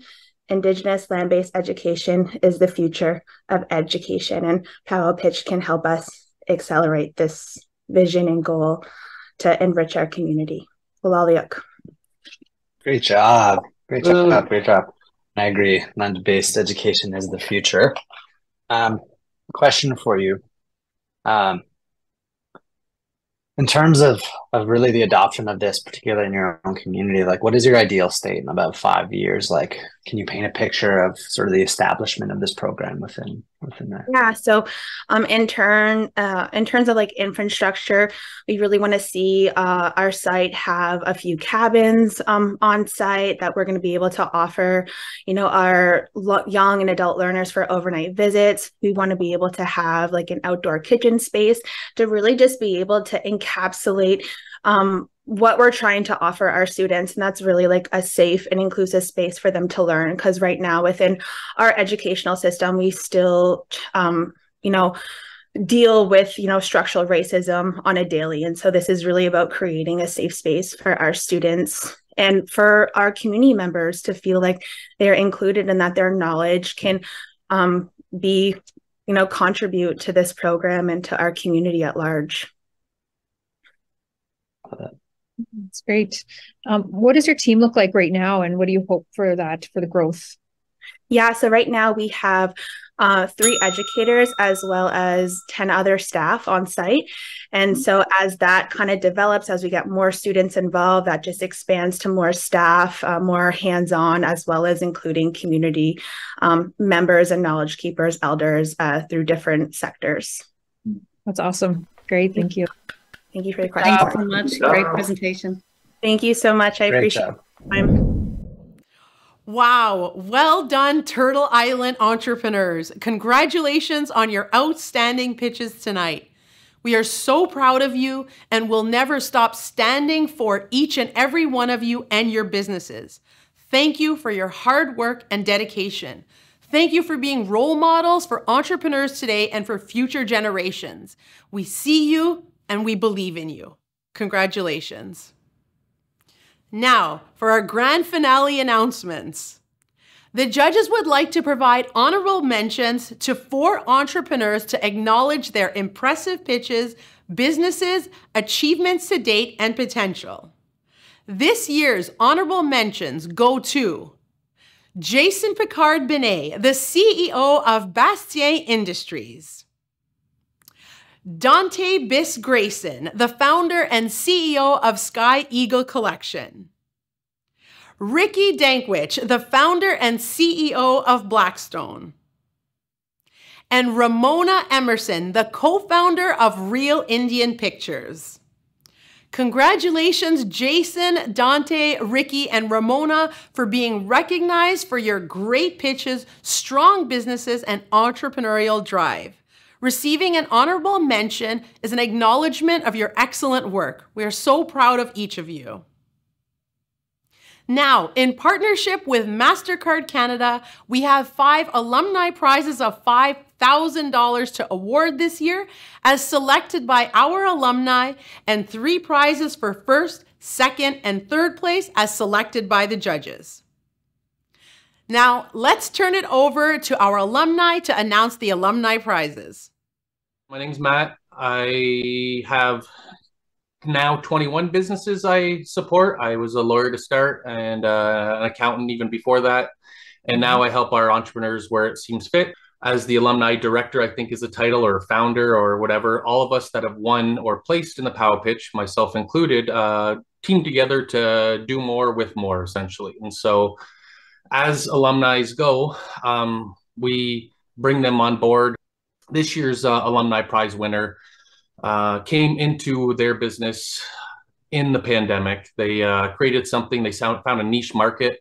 It was something that it seems is relatively new to them, but they seem to experience a lot of the healing that comes with a lot of our traditional beading work and regalia for our power trail. It's a $5,000 prize, and it's going to Friday Night Beading Club. Oh. Wow. Desiree, that's you. Congratulations. Oh my goodness. Yeah. We try to surprise you as much as we can, but you're part of the family now. Wow. We wanted to catch your instant reaction. And if you have any words for us, we'd love to hear it. And again, like I said, we'll be talking very, very shortly. I just want to say miigwech to everyone for supporting me. And I really mean that from the bottom of my heart, of Powwow Pitch creating the platform, because last year when I just had my idea, I came to a place and I met lots of really amazing people, and I met lots of other entrepreneurs, and the community is so strong, and that's really supported me this year as I actually developed my product and have launched it, and I've learned from, you know, just the networking conversations and how this is going to go. So miigwech to everyone, all the Powwow Pitch people that support behind the scenes. You're so good, and thank you. That's great. We love hearing good things from good people, and you're one of them, and you're now a part of our family forevermore. And we couldn't be more excited to have you, and watch where the bougie board goes and where you take it. Well, miigwech, thank you so much. Okay, hi, my name is Bernice Clark. I am the owner and founder of Watso Soap. Okay. I first started my Powwow Pitch in 2020 and learned a lot in my first year, and I made a lot of connections. Pushing through my discouragement, I enrolled in Powwow Pitch 2021, and I ended up placing 3rd overall. So it's wonderful to push yourself. Today, I am so happy to present the Powwow Pitch Alumni Prize of $5,000 to Shay from Holloway. Oh my gosh. On behalf of the alumni community of Powwow Pitch, congratulations to Holloway's. Oh my gosh, thank you so much. Oh my gosh, I'm gonna cry. Would you like to share any messages with Indigenous entrepreneurs out there and those who are watching? You know, keep on pushing, keep on moving forward.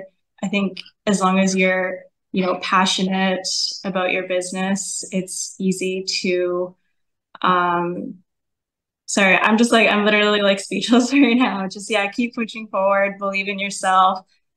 You have a community. Like when I started my business, I didn't have a community, and now I'm supported by, you know, people worldwide, and I'm super excited to see where my business takes me in the future. Just, yeah. Congratulations again, Shay. So proud of you. Thank you. Dance. My name is Amy Jackson, and I'm the founder of Native Love Notes. In 2021, when I first started Native Love Notes, one of the first things I decided to do was jump on board with Powwow Pitch and put myself out there and put Native Love Notes out there. Powwow Pitch was a huge step in the right direction in creating connections for me, to connect with other entrepreneurs across the country, and Powwow Pitch was an amazing conduit to make that happen. Today, I am so happy to present the Powwow Pitch Alumni Prize of $5,000 to a very special entrepreneur. On behalf of the alumni community of Powwow Pitch, congratulations to my friend, Jordan Smith. Wow. Okay. Was not expecting that, Amy. Jordan, you have won. You have won the Powwow Pitch Alumni Prize. Congratulations. Would you like to share any messages with Indigenous entrepreneurs out there and those watching? Well, first off, beyond, shocked and appreciative of the support from you and everyone at Powwow Pitch. And message to folks out there is just, regardless of how big your dream is, just keep going for it, regardless of what the obstacles and everything that come with it.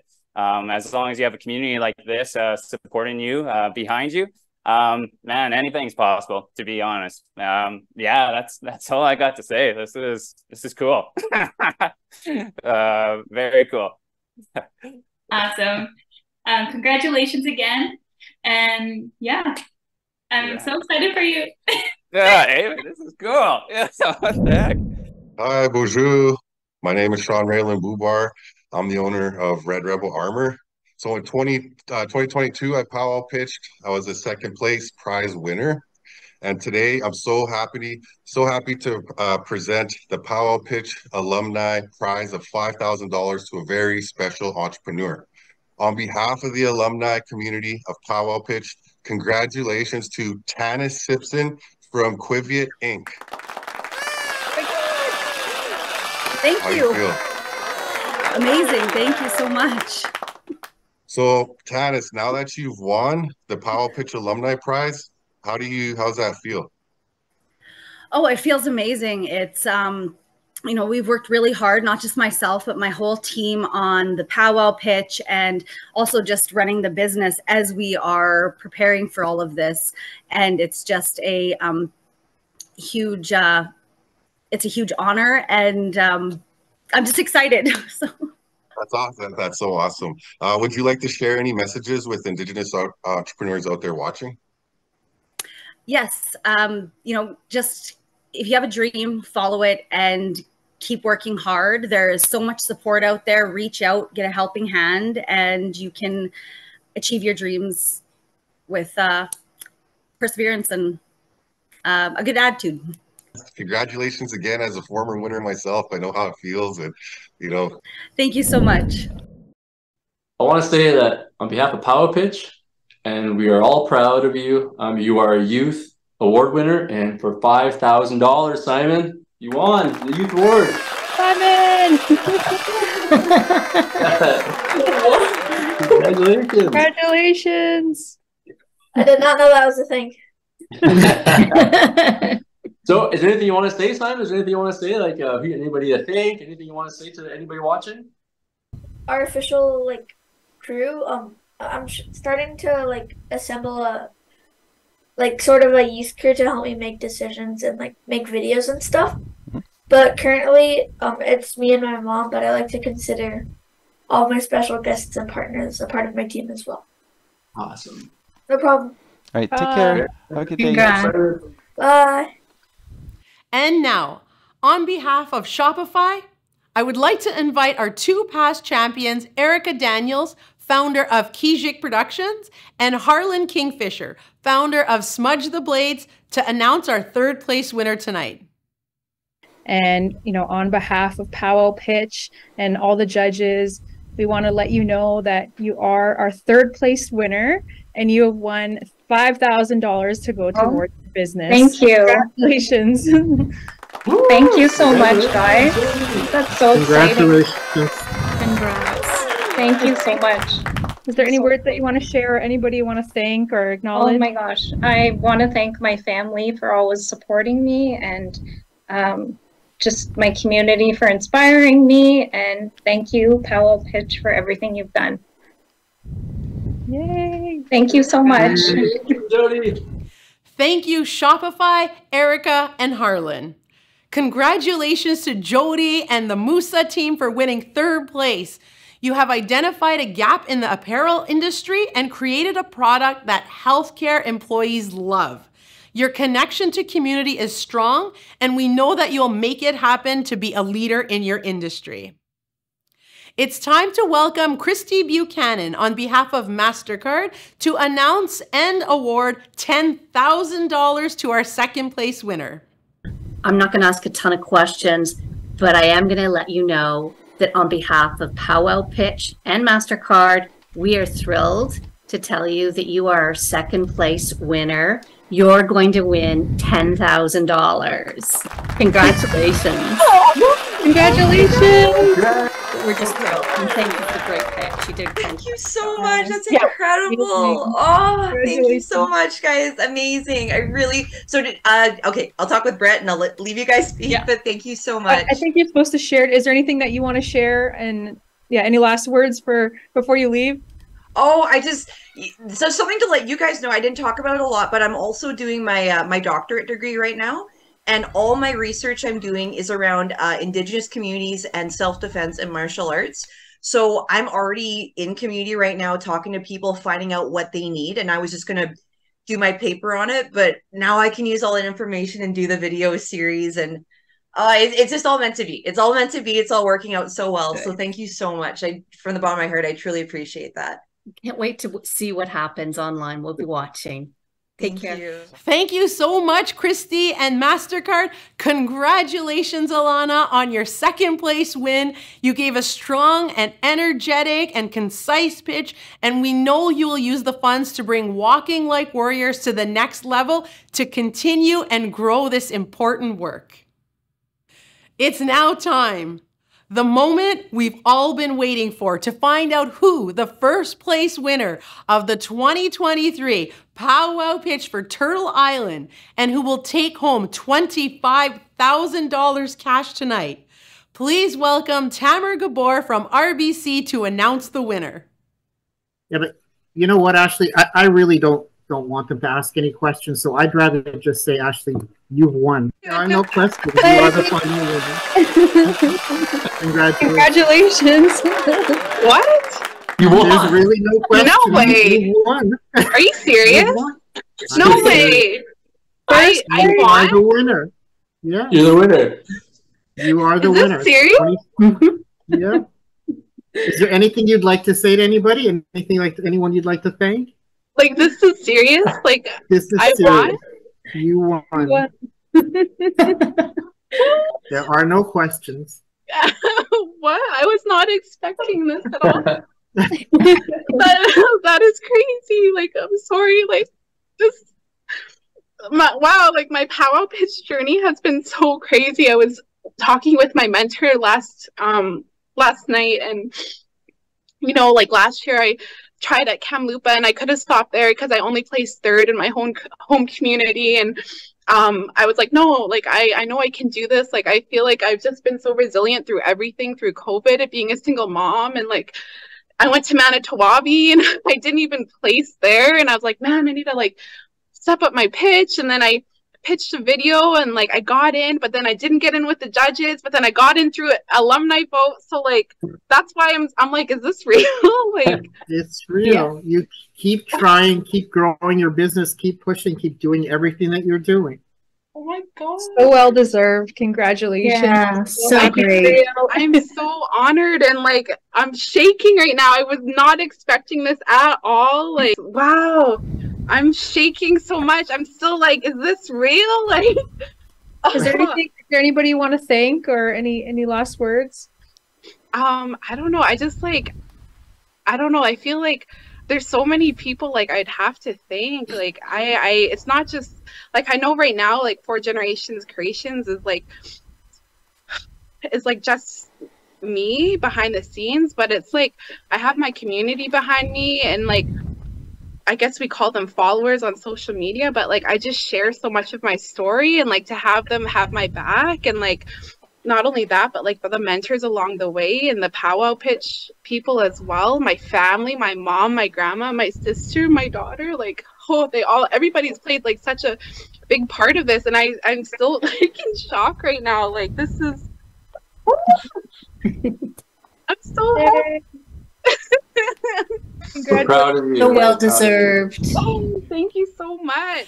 Thank you, Tamer and RBC. Congratulations, Ashley. We are so proud of you. This is your 3rd year pitching, and it has been incredible to see your perseverance, growth, and leadership as you grow 4 Generations Creations.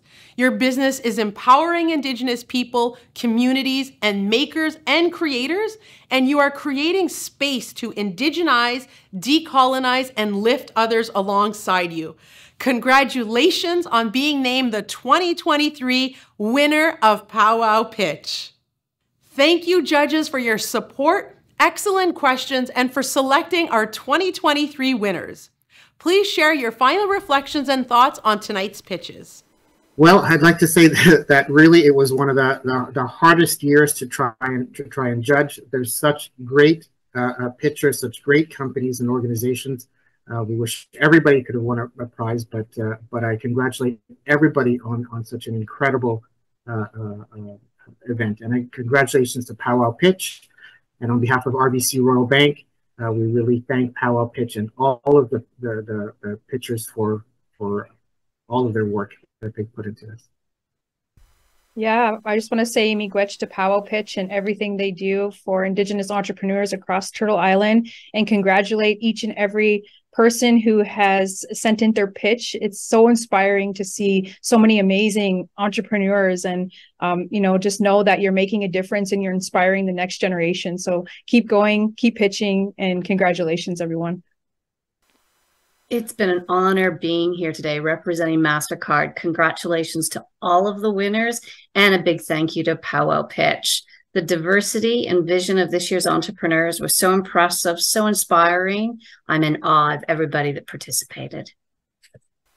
Yeah, thank you so much again for Powwow Pitch for having me out.